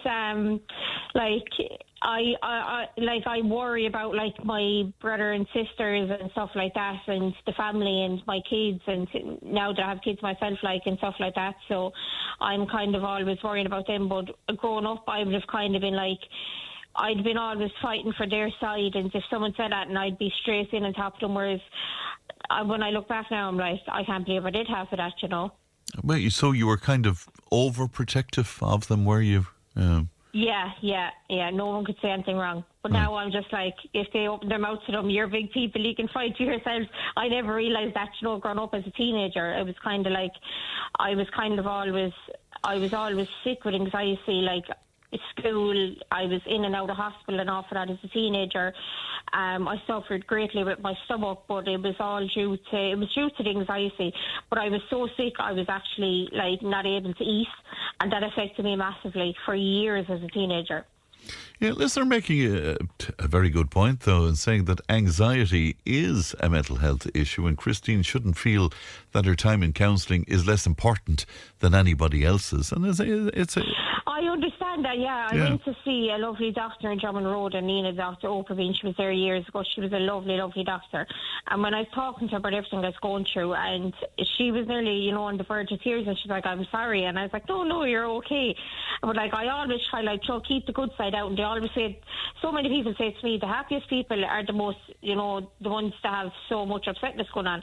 And anyone that sees me, I'm 90% of the time happy. That 10% of the time is before 12 o'clock in the day when I haven't had a coffee or enough sleep, So but I always try to keep the good side out. And because I went into healthcare, and I kind of found being a healthcare assistant, I never really found where I fitted in, really. And then when I went into being a healthcare, I absolutely adored my job. I really loved looking after the elderly and stuff like that, and people that couldn't look after themselves. And I have a child with autism as well, so I'm constantly worrying about him. But that's another thing with anxiety as well, is getting his diagnosis and stuff. I've had a lot going on, but I always try to keep the good side out. But I really kind of feel I fitted in with the healthcare assistant, and being kind to the elderly people, and like when they're having a bad day or they're sick or they're going through whatever, I'm just like, I'm so lucky that I'm here and able to look after them. Yeah, but you see, through your own difficulties, I mean, obviously that's why you have so much empathy. Yeah. You know, I know you're a busy mum. I'm not sure if you got a chance to listen to Nathan just before you came on. I didn't hear much of what he'd say. I heard just maybe the end of it, kind of. Yeah, I suppose the question I was going to ask you was, do you think, is it a good thing that we're talking quite openly about this, do you think, Christine? I think it is, because, you know, as the saying is put out there, a problem shared is a problem halved. Like, you think that, like, you look at other people and you think, like, an awful lot of it's got to do years ago with Ireland, where you couldn't talk about anything. It was all hush-hush. The neighbours mustn't find out. You can't let them know. Like, you know, it was more so putting on a face. Whereas now, like, if you say to someone, Jesus, you know, I'm going through so much, and even when I had my miscarriage, Fran, I went through a terrible miscarriage, and I spoke openly about it, and people were kind of like, oh, I didn't want to say anything, and I'm just like, but I went through it, it happened, like, you know, and they were like, oh, I know, but, you know, people don't talk about it, and I'm just like, but I've no problem talking about it. And it was such, like, the amount of people that said, oh, I didn't want to mention it, I'm so sorry, or like when they say, oh, you won't have any more kids, and I'm like, oh, I'm not able, and I'm in fertile, they're like, oh, geez, I'm so sorry. And I'm like, no, it's not, like, I'm not ashamed of it. Like, it's, you know, I speak openly about stuff that I'm going through, and people, when they kind of see the shock in their face, and they're like, oh, and they almost be freeze, like, and I'm just like, it's okay. Like, I'm one of these people that's able to talk about it, you know, and I have no shame in talking about it. Like, I share, someone could turn around and say, well, geez, you know, my daughter is the same, or my granddaughter or something like that is the same, and, you know, it would lead to a conversation and they'd be talking about it and kind of be happy to talk about it, whereas someone kind of has to start the ball rolling to talk about stuff, and then it just kind of becomes a thing where people aren't ashamed to talk about stuff they're going through. Yeah, and that's playing out here today, would you believe? Because the reaction we're getting to yourself and Nathan earlier on is that people are thanking us for speaking out about this, because, you know, many people feel that they have to suffer in silence. Well, I'd never, Fran, if it was a stranger, I've often pulled up there, and, you know, like, an awful lot of time when people are broken down in cars, I pass them, and so many people pass, because I know it happened to myself when my own car broke down, and people wouldn't pass to say, oh, you okay? And there was a woman there, and her car broke down, and myself and my partner stopped up to help her, and God, she cried into my arms. She's like, I'm having the worst day of my life. And I was like, come here. I was like, tonight when you get into bed and tomorrow when you get up, I was like, it'll be a new day and you'll be okay. And whatever, like, you know, I gave her my number, and she ended up dropping a voucher into the workplace that my partner was in to say thanks, you know, for stopping to help her. We were the only people that stopped to help her. And she was like, you were so kind. And, you know, I had a great chat with her, because he was taking forever. He'd go get bits and pieces to get the tire off, and you know, it took him a few minutes, and I was chatting to her, and she had a little child in the car and stuff like that, but she had a really good chat with me, and she was a complete stranger, like. And after that, I always make my business that if there's a car pulled over on the side of the road, you never kind of know what the car is pulled over for.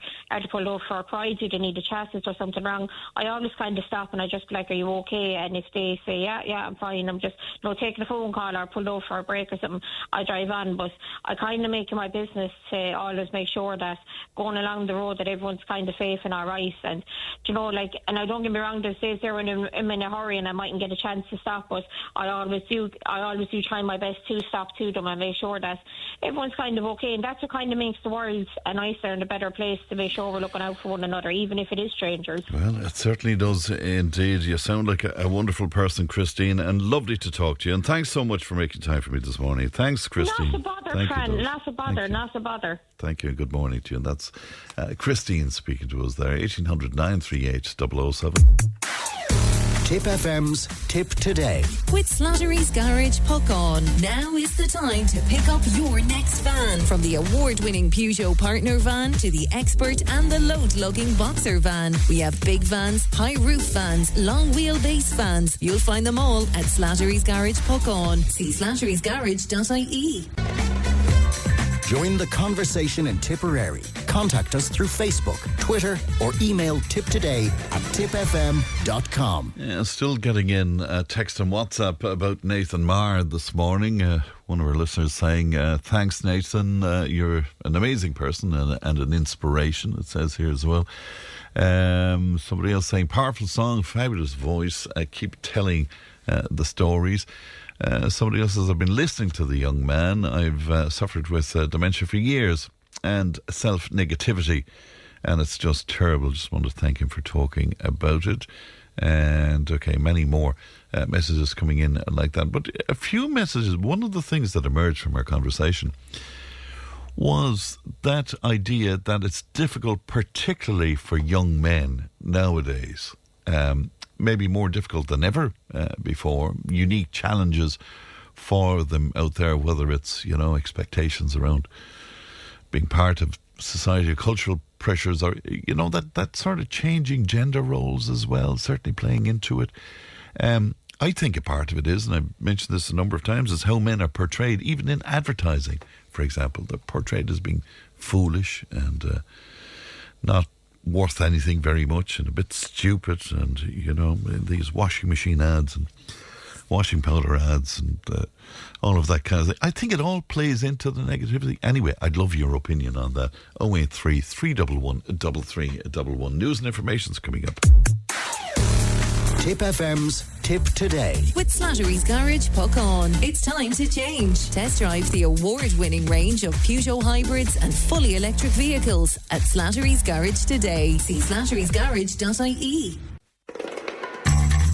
Tip FM's Tip Today. With Slattery's Garage, puck on. Over half a century driving the people of Tipperary and surrounding areas with quality, reliable and economical vehicles, new and used. Call the sales team today to discuss your next car or van on 067 24111. Thanks, Pat. Welcome back to the final hour of Tip Today. A great friend to the show, Tom Carew, was on, and he said, good morning, Fran. I'm listening to Nathan. I'm reminded of a quotation I saw somewhere. I can't remember exactly how it goes. Maybe it's simply, music is the best medicine. And Tom goes on to say, another one for you. Some days there won't be a song in your heart, but sing anyway. Isn't that gorgeous? Not just gorgeous. I'm going to remember that, Tom. Thank you. That's into us on 083 311 3311. Now, Declan Buggy is a 25-year-old from Kilkenny who has been running his own home renovation company for the past 3 years, but now launching a new hands-on DIY skills course. And boy, could I do with this. Anyway, Declan joins me online. Good morning to Declan. Hello, Fran. How's things? How are you? I'm very well indeed. Great to talk to you today. Tell me about this. You're 25. You're already up and running with your own business. Were you always handy, as they say around Tipperary, Declan? Yeah, I suppose I was. When I was younger, from around the age of 14, 15, 16, I was always hungry enough. So I used to go into the garage at home and make furniture to sell on Dundee, on adverts and places like this. And kind of that was where I kind of started from. I went off then and started my apprenticeship as a farrier down in Enniscorthy in Wexford. Wow. And then the back kind of gave in a bit on it, and I had to quit that after 2 years, and then went making hurls. Moved back to Kilkenny, then at home, and just said, here, feck it, sure, we'll give it a go, and we'll create our own company. So we will. And we went off renovating houses and maintaining gardens and stuff like that. Isn't that brilliant? But it was always stuff with your hands. You're obviously very good with your hands. Always very hands-on. So I was in school, did construction, engineer, and all the rest of it, tech graph, and that was basically it. The classroom wasn't for me, unfortunately. You were telling Leanne, one of the things you've seen over and over again, Declan, is, many people, they want to tackle projects at home, DIY stuff, but they just don't have the confidence or the basic know-how, I suppose, to do it. Yeah, what we seem to see over and over again is the confidence, Fran. Like, it's very good looking at things on YouTube and looking at videos on TikTok, Instagram, but until someone has actually handed you the drill and shown you how to put it in reverse or tighten a drill bit in it, or all these really, really simple tasks, but are still quite intimidating and daunting for somebody who's never simply even picked up a drill. So that's where we kind of start to tackle see, can we just show these the basics and give that little bit of confidence, that little push, and people seem to take it on board. Now, I'm a musician, and people often say to me, you have a gift. And I always say back to them, no, it's a skill. You can learn it yourself if that's what you want to do. Do you feel the same about DIY? Are people just naturals, or is it possible to learn it? Absolutely, absolutely. You hear this phrase over and over again. He's very good with his hands. He's excellent with his hands. He just has it. It's not really that. That's grand. Maybe some people are better at starting off. But if you don't practice that skill or improve that skill or work on it or are not interested in that skill, so nobody's going to get better at it then. Well, that's for sure. Also, I mean, if you have even a little of these skills, you save such an amount of money, Declan. It's frightening now. God, look, the whole housing crisis is really after ramping up this whole thing. So there's the call-out fee now around Ireland. In our research, we found the average call-out fee just for a tradesperson to call out to your house before picking up a drill or whatever is €95. Wow. That's to hang a picture, that's to wire a socket, to do all these basic things. I suppose that's our main selling point. Our adult courses are coming in at $150, so that's less than 2 call-outs. So it is. And these are skills for life, of course. You're talking skills for life. Yeah. Of course, you have it, you do a little bit of practice on it, and you just have it forever. So tell me about the skills course then, and who is it designed for? So we're starting off with 2 of our main programs. Our 2 main programs are, one is for transition year students. We're travelling around to secondary schools of transition years and LTAs. And we plan on just running our basic beginners DIY course with them. It seems to get a massive take-up, and kids will walk away loving it, which is brilliant. We've already got to the Ursa line in Thurles, so we did, and they loved it, so they did, which is great. And then our adult programme is going around the country. We just booked in, and it's gone live on our Instagram there now, so it is only an hour ago. We're travelling around the country. We're kind of doing a circle of Ireland almost, and we're trialling it out, and it's at a discount price for the time being. Very good. So you're doing a mixture of in-person and online then, are you? We're planning on going online. That's kind of down the road a little bit, where we'll run our own DIY course here in the shed at home, and we'll record it and video it, and people can buy that for a small price, so it will be.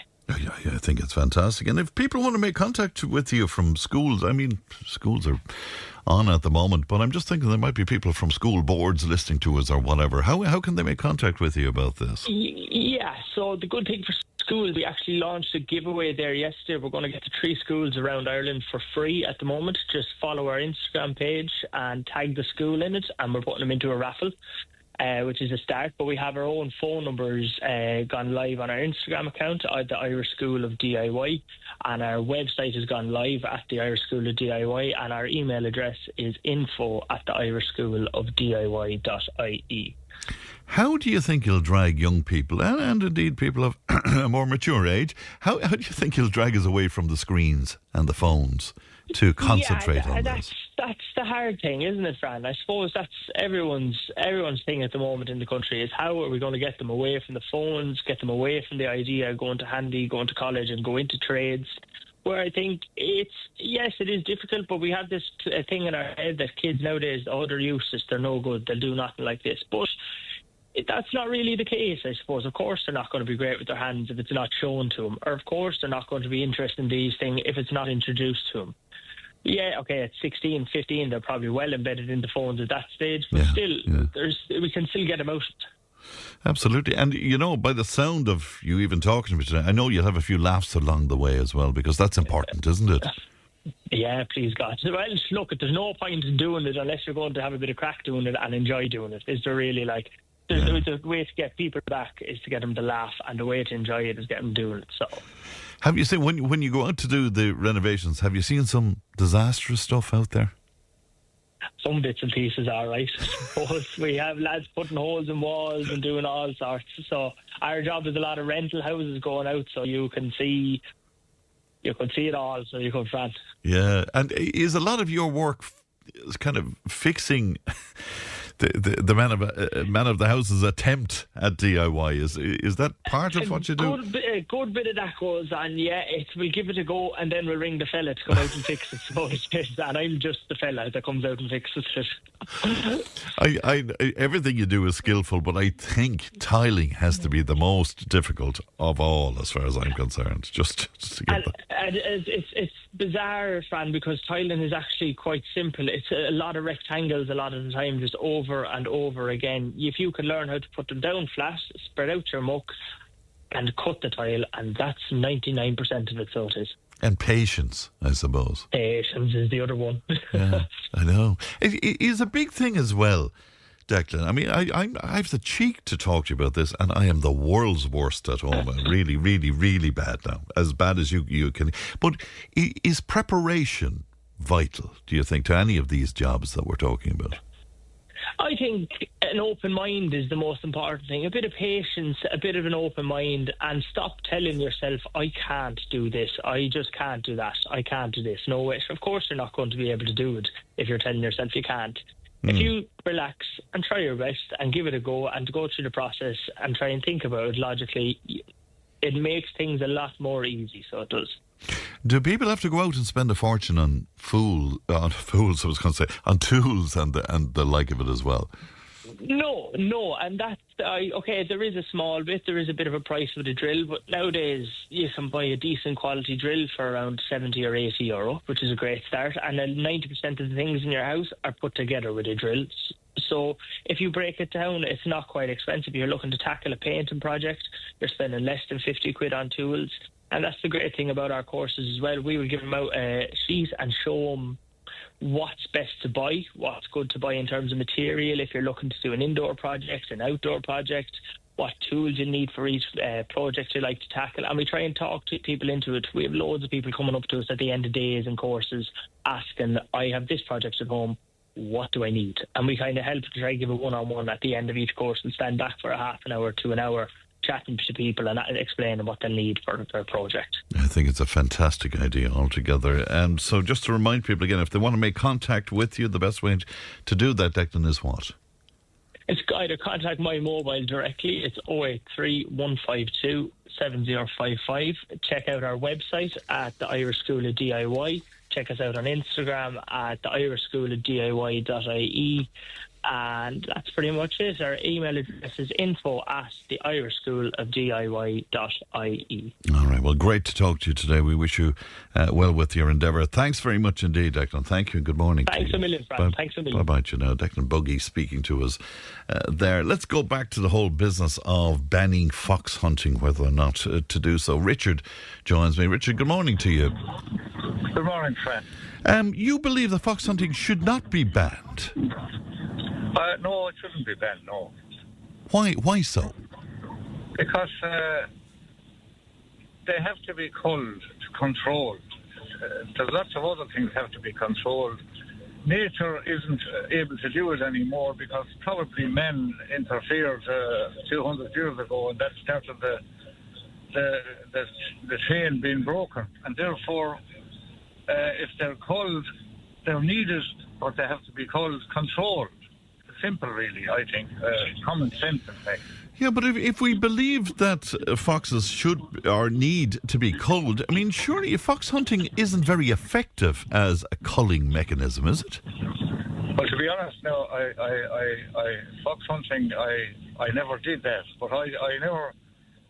usually, they get a fox, to be honest, no, he'd be left healthy of the pack. A proper healthy fox, there's no way they'd catch him, and they know that, and they chase them a bit and all the rest of it, but that's it, like. The foxes are prone to mange. It kills off quite a few of them, I believe. Yeah. But there's a lot of foxes shot at night time, I know that as well.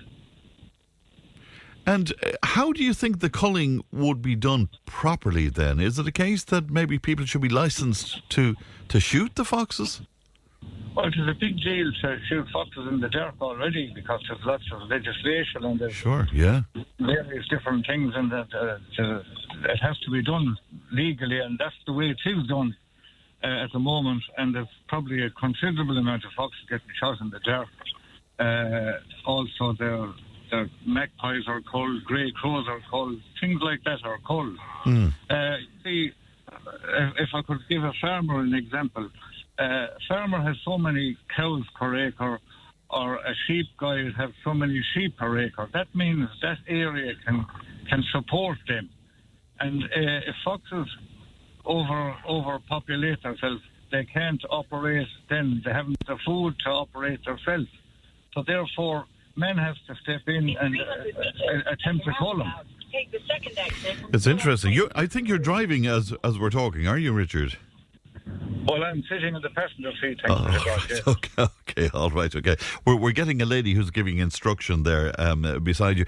Are you a hunter yourself? Yes, I am. Yeah. And what? I have one pheasant in the deep freeze at the moment.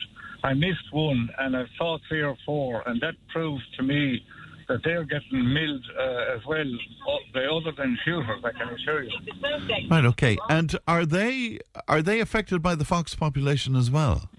There's no doubt about that, because the foxes are able to deal with them, and the pheasant is asleep in the undergrowth, and they're taken. There's no doubt about it. Yeah, it's interesting. But, I mean, if the foxes are such an issue, as I say, fox hunting is only going to deal with an individual fox, and probably, as you say, maybe an elderly fox or a fox who wouldn't be all that healthy. It's not an efficient way to cull them, even if you believe they should be culled. Well, to be honest, I believe they should be culled, but fox hunting, like I said, I was never out on a fox hunt. I've seen the pack, I've seen the horses, and I've seen time to time. But in fairness, it was the only way it was done years ago. There wasn't any shooting. There was certainly no night shooting of foxes years ago. Yes. And there's no doubt about that. But it's all very well to be talking, but the foxes are there, the pack are there, the horses are there, the people are there, and that also benefits the economy. There's no doubt about that.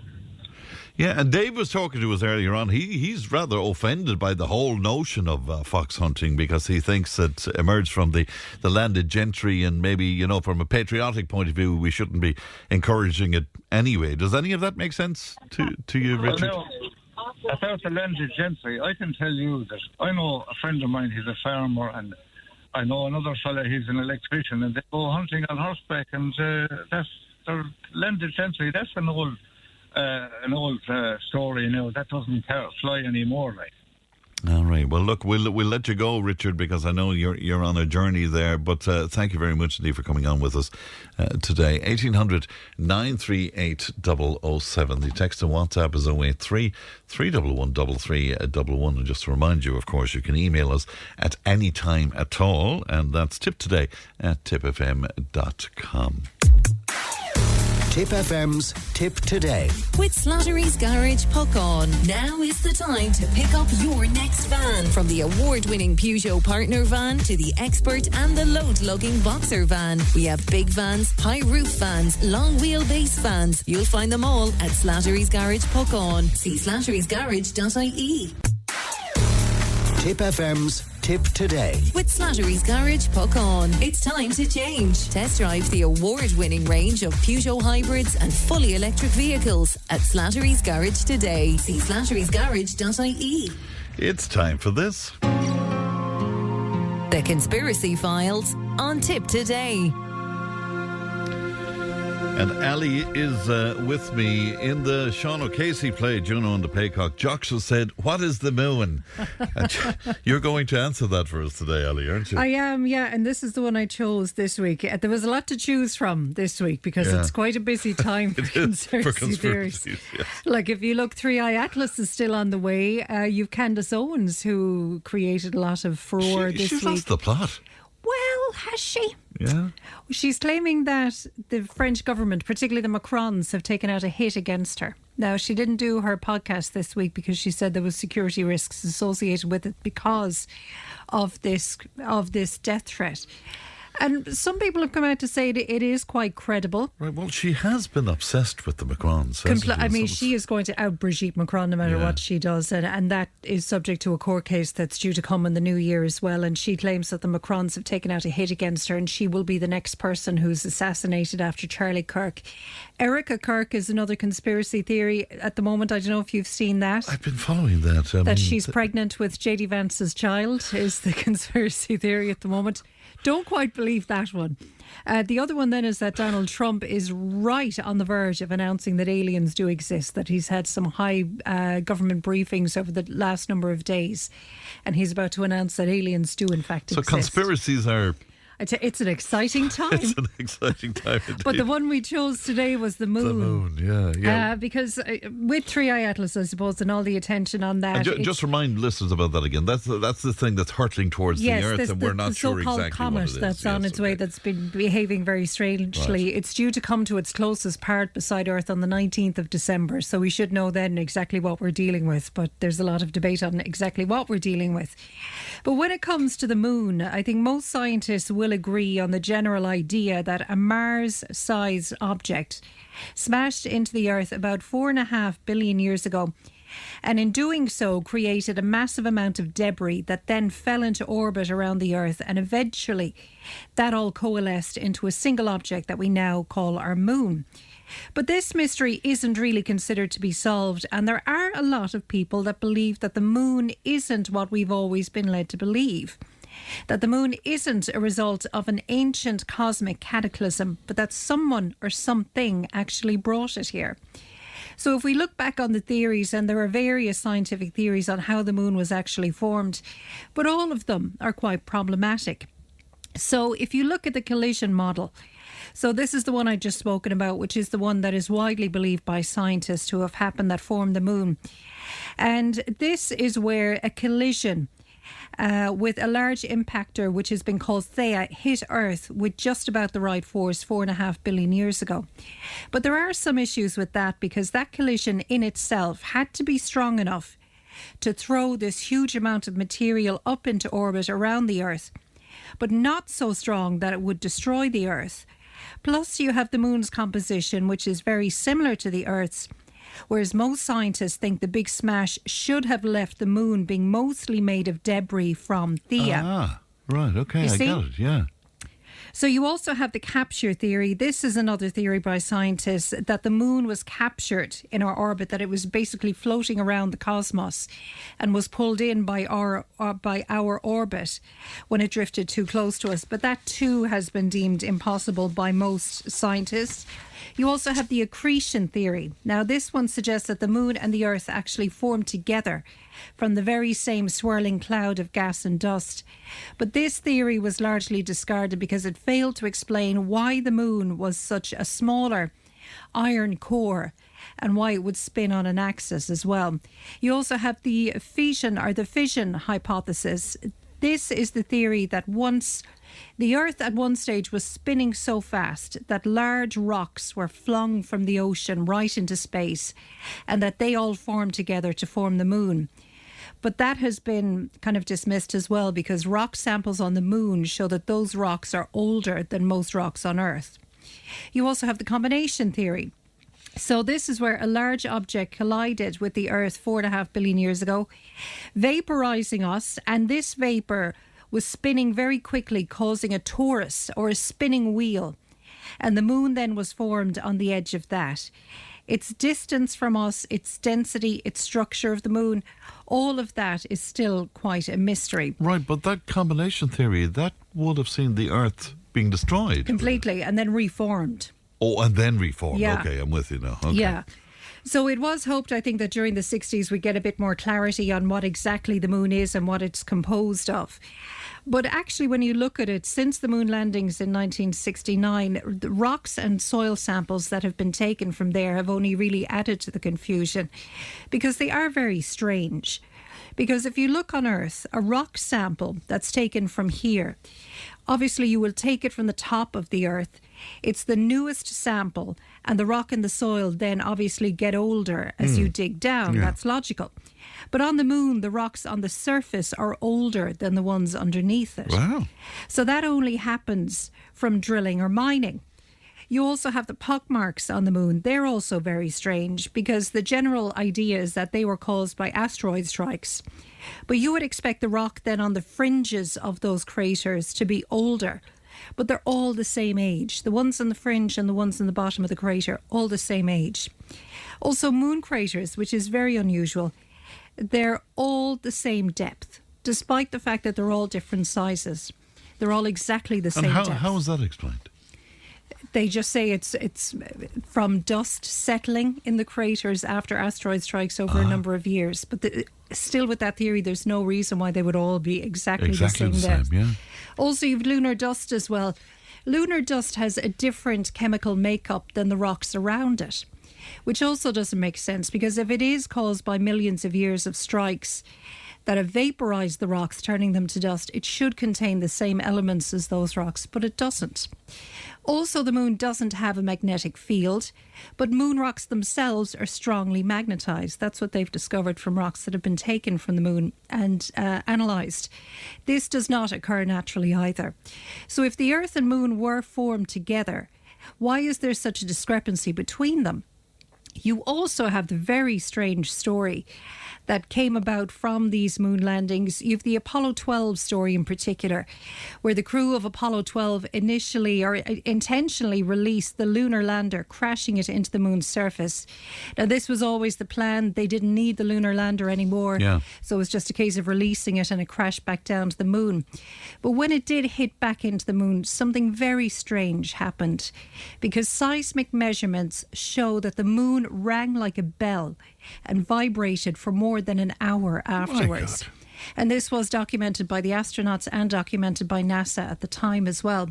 Mike Barra is the author of Dark Mission, and he explains what that actually means. The moon basically resonated, and to put it the way NASA put it, it rang like a bell, which doesn't really make any sense if the moon is solid.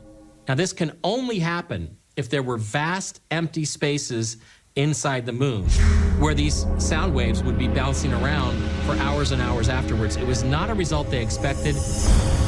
So it's possible what we're looking at here is that there are interior portions of the moon which are hollowed out. Has that been investigated? It has, because it happened, it came as a bit of a shock to all the crew of Apollo 12, and then it led to an experiment then that was conducted by the Apollo 17 mission, and that experiment was called Chapel Bell. Now, it's quite obvious what this experiment was to do with, but we don't know exactly because that experiment was classified and remains classified, which in itself is very strange and also raises the question, what were they looking for and what did they actually find there? So if you're also looking at strange aspects of the moon is about 25% of the Earth's size and just 1% of its density. If the moon were hollow, this would actually explain that. Now, it also has some very strange characteristics. There is no other planet in our solar system that has a moon as big as ours. It also orbits closer than it should. And it's the only moon in the solar system that has a perfectly circular orbit. You don't see this anywhere else. It's normally oval. It's never perfectly circular. So because of its size and its orbit distance as well, it appears as perfectly as the same size as the sun during eclipses. And many people say that this should never occur naturally. Now, if you consider that our distance to the sun is 400 times our distance to the moon, and the size of the sun is 400 times the size of the moon, how could that be a natural coincidence? It's interesting, isn't it? You have then in 1970, 2 Soviet scientists looked at all of these strange anomalies regarding the moon. They came to the conclusion that the moon is indeed hollow. Not only that, but it most resembles, according to these Soviet scientists, a craft that was brought here by something or somebody else. But who? So the moon as a craft? Yes. Wow. Yeah. Now, this kind of speaks into some ancient cultures as well, because there was a time, and you can go back to different tribes and ancient cultures, where they speak about a time before the moon and then a time after the moon came.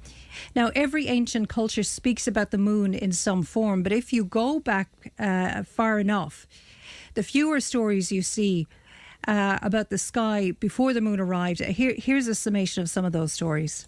Aristotle mentioned the Proserpines, a legendary people who existed before celestial bodies graced the sky.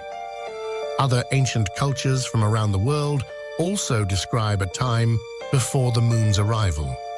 In Greek lore, the poet Hesiod spoke of a time when the earth bore no moon, while the Hindu Rig Veda tells of a deity who seized the moon and placed it in the heavens. The Mayans and even some Native American tribes have their own stories about a time before the moon's appearance. It's interesting. So the whole "the moon is hollow" thing, then, that's common belief over history, is it? It is, and the Zulu tribe in Africa probably have the most interesting one, because what they have always claimed and taught their people is that what's inside that the moon is hollow, and that inside it then contains an ancient reptilian alien race, which David Icke, I'm sure, is very happy to hear. She's delighted with that, yeah. Now, this Zulu tribe in Africa, they tell the story of two brothers who brought the moon. The Sumerians also have a similar belief that the moon was brought here by two brothers, Enki and Enlil, who are often referred to as well as the Anunnaki. Now, anyone familiar with that term will recognise it as the alien race, which some believe are the ones who started life on Earth here. They are referred to as gods in ancient texts. Now, the Zulu also talk about how the climate on Earth was very different before the moon, which you would expect. There were no seasons. The atmosphere itself was covered in a cloud of water vapour. And we now know, of course, that the moon stabilises our climate. So if it was brought here, why was it? Was it to stabilise our climate and make it more, I suppose, of a better environment for us to live in? Because without it, we wouldn't be here. This is scientist and author William Henry explaining. Recent computer simulations have shown that without the moon's presence, the Earth's axis tilt would be completely different than it is today. We might not even have seasons as we know them presently. Without the seasons, it could be very difficult for life on Earth. So the moon is actually performing an incredible function. It's life-sustaining. Without it, we might not be here. What else are the Zulus saying, or did the Zulus say? Well, the Zulus say as well that when the moon was placed in its position, that the water vapour that initially covered our atmosphere all fell at once, and it created a huge flood. Now, as we know, of course, every ancient culture talks about a devastating flood that took out large swathes of the earth. It's believed that that's what took out Atlantis and different ancient cultures as well. So the question then is, why do all of these ancient cultures have myths that we now know tie into massive events that we can see evidence of on the earth? So if we look at kind of what's going on in the moon and the science, I mean, the science will tell us that the moon is a cold, hard place with no atmosphere. Also that there hasn't been any seismic activity there for millions of years. But there has been strange things happening on the moon that has been identified and spotted by scientists, because in 1971, on March 7th, a cloud of water vapour appeared on the moon, and they were able to discover that it covered 100 square miles and stayed for 14 hours before it dissipated. Okay. Now, there isn't supposed to be atmosphere on the moon, but it was there for 14 hours. You also have 6 astronomers in the past 100 years who've documented a glowing mist on one of the moon's craters called Plato. This was the same mist and the same crater over many years. What's also strange about the moon, you can see boulder tracks, and lots of them, not just a couple. So how are boulders travelling for miles by themselves, and many of them uphill? You also have, since the days of Aristotle, astronomers have seen strange lights on the moon. And NASA themselves have even reported that between 1540 and 1967, there were 570 sightings of light flashes on the moon that can't be explained.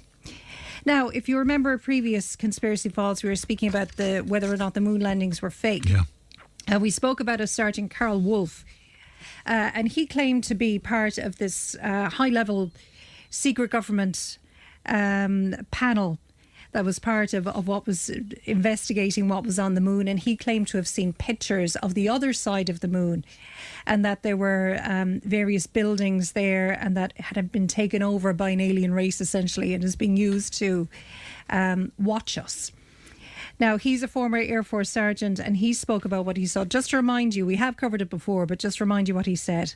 Showed this base, which had geometric shapes. There were towers, there were spherical buildings. There were very tall towers and things that looked somewhat like radar dishes, but they were large structures. If I compare it to what I'm seeing now, because I do have photographs that have artifacts in them that are similar to what I saw, they're massive. Some of the structures are, half a mile in size. So they're huge structures. No, because we love conspiracies. What happened to him? Well, wouldn't you know it? Carl Wolf died shortly after this interview, and that was after a tractor trailer hit his bicycle. Could be coincidence, might not be coincidence, but could it be that the Apollo missions discovered something, and that's why we haven't been back? Because we haven't been back since those Apollo missions. There's also the theory, of course, that the moon could be a way of controlling us and our behaviour, that it could be some transmitting device put there by somebody or something. Now, this might sound out there, but it does make sense when you look at how a full moon affects mood and sleep. Statistically, there is more crime during a full moon. There are more car accidents. Our sensitivity to pain is even more acute during a full moon. There is something also called the werewolf effect. It's also where the word lunatic comes from. Also, ask any nurse or Garda. They will tell you they are very busy during a full moon. They all dread working full moons because everybody just goes... Is that true? Absolutely. Everybody goes crazy. And nurses and guards will both say it's a crazy time to work. Of course, it does affect tides. It is very, very powerful. It's an energy force, so it's pulling on us in some way, and we might be able to recognise how it is, but it absolutely does. But all of that then throws out the question, what is the moon? Well, we really don't know. There are too many coincidences, too many unanswered questions, and they might only be answered if we go back. That is, if we were ever there at all. And of course, that is the other big question, isn't it? I know that when a thought just came to me while you were chatting there, when Apollo came back, they brought samples of soil and samples of rock, and they dispersed those samples right around the world, including to Ireland as gifts. Yeah.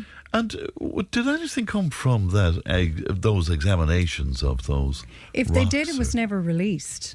So, do we even know where those samples are now? I don't know, because I know something came to Trinity. Yeah. At some point or other. So wouldn't you love to? I know, and you would think there was enough analysis done on that it would then be displayed. As far as I know, it's not displayed.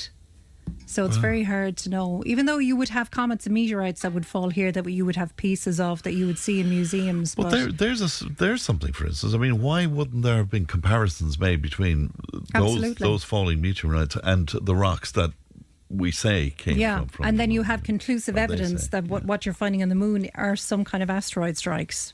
It's interesting. It's interesting, as always. But in the meantime, we're awaiting Donald Trump's announcement. Any day this week.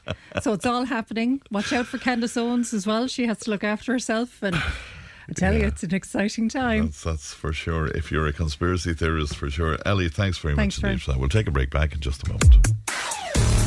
Tip FM's Tip Today. With Slattery's Garage, puck on. It's time to change. Test drive the award-winning range of Peugeot hybrids and fully electric vehicles at Slattery's Garage today. See slatterysgarage.ie. If it matters to you, it matters to us. Call Tip today on 1-800-938-007. It's just about a year since the ex-RTE star Gráinne Seoige failed to secure a seat in the general election. And while she spoke about having pride in the campaign that she ran, she also is saying now at this point that running was the biggest regret of her life. It is the biggest regret of her life. Now, John was in touch with us about this, and he joins me now. Good morning to you, John. Morning, Fran. How are you? Good to talk to you today. How do you feel about that, John? I think she's made a big song and dance. Look, I totally condemn this. Well, it was reported there was a fake video a pornographic video going around involving her some way, obviously. I mean, there was no truth whatsoever in it. I totally condemn that kind of stuff. But, I mean, she's on about the stuff was up online and stuff, and people, I think, fronted her out in public and stuff like that. And she described herself, as that she wasn't a celebrity candidate. But that's exactly what she was, and that's why Micheál Martin wanted her on board, because they thought, being from Connemara, fluent Irish speaker, being well known from TV3 and the other programmes, RT and stuff like that, I mean, that she'd be the ideal to run. And, of course, being a woman again, look, I'm all for women in politics, but I want the right women, Fran, simple as that. Like Maria Steen, people like that, people like Sister Stanislaus Kennedy that died recently. I know she wasn't in politics, but that kind of person with a huge, humongous social conscience, right? Now, Gráinne Sióga, as I said, has kind of gone into a complete stop, I would say, like, I mean, because just because, like, you're a woman, like, does that mean you're above criticism, like either running for politics or if you're in office? Like Helen McEntee was described even by Willie O'Dea, the Fianna Fáil Limerick guy, as the worst Minister for Justice ever. And he was rebuked by Micheál Martin, then he kind of rode back slightly on it. But he was right, the whole country knows that she was absolutely abysmal, like, as the Minister for Justice. To stay with Gráinne for a moment, I mean, she was pretty qualified, though, when you think about it, John. I mean, if my memory serves me correct, she's got a degree in politics and economics, I think. You know, a lot of experience as a journalist, would certainly be well able to deal with media and all of that. Yeah. She was pretty well qualified. Yeah, I mean, her politics might be similar to yours, but, maybe, you know. Maybe what we need is a degree in common sense. Because, like, I mean, these people that are going in there with degrees falling out of their ears, like, they simply can't get the country sorted, you know, with all the problems we have with health and homelessness, children. Even though I see since Simon Harris took over, the finance portfolio, people are giving out that he doesn't have a college degree. So it's kind of hard for them to win, isn't it? Well, that's a fact, because look, Pascal Donoghue, I don't like what happened there either, because he made a contract with the Irish people to be part of the government for 5 years, and then he legs it off to the private sector, right? So, I mean, morally, to me, like, you couldn't stop him from going, but at the same time, morally, he was obliged to stay for the length of that government, because that's what he signed up for. But he decided, of course, to walk away. That's what they do. But, I mean, this whole idea of women in politics, like, I mean, it was the same with Heather Humphreys, it was the same with Connolly, it was the same with others, going back to Mary Harney, whatever. That it's almost like the perception out there, Fran, that just because you're a woman, like, I mean, you can't be criticised. Well, I'm sorry. Yeah, but you see, John, there's criticism, and then there's absolute vile abuse. And I mean, in fairness to some of the women that you mentioned there, I mean, some of the stuff I saw online was absolutely sickening. I mean, really, really bad stuff. Oh, yeah, well, I totally condemn any vile stuff or these videos and stuff like that. But the thing is, it's almost like they're saying that women, like, just because a woman runs, like, and this idea, like, that women will vote for women, that doesn't work out. That has been proved, Fran, that actually where women are running in the same constituency, the women that will vote faster for the man candidate. It's not automatic that they will vote for the woman just because there's a woman in the field, right? Mm-hmm. But I totally condemn any vile abuse, like, but this idea, like, I mean, that you can't kind of comment at all negatively, whether you're running for government or whether you're part of government, right? Look, it's like female Gardaí, it's like females in the army. You put yourself in harm's way, so if something happens then, you can't come crying over it because you put yourself in a dangerous situation. It's the same for politics. And what has changed now, Fran, people are no longer going to stay silent. They're sick of it. And they're no commenting, no, and it doesn't matter whether you're male or female, no, look, I mean, it's open season, no. If you're seen not to be delivering for the very public that you signed up to help, right, people are completely disillusioned and they're angry. And are you of the opinion then that it's not necessary to be aiming to have a 50-50 split of men and women in government, for example? Do you? No. I don't agree with that for the simple reason. If you're qualified, if you come through the system, and if you're picked, and if you go, the ultimate arbitrator on this will be the public. they will decide, whether to give you a seat or not. And it has been proved many times in constituencies, Fran, where women have been put in the field by parties, right, that the male will actually get the seat before the woman. It's not automatic that women will actually go out. And what is that saying to you, John? What does that say to you?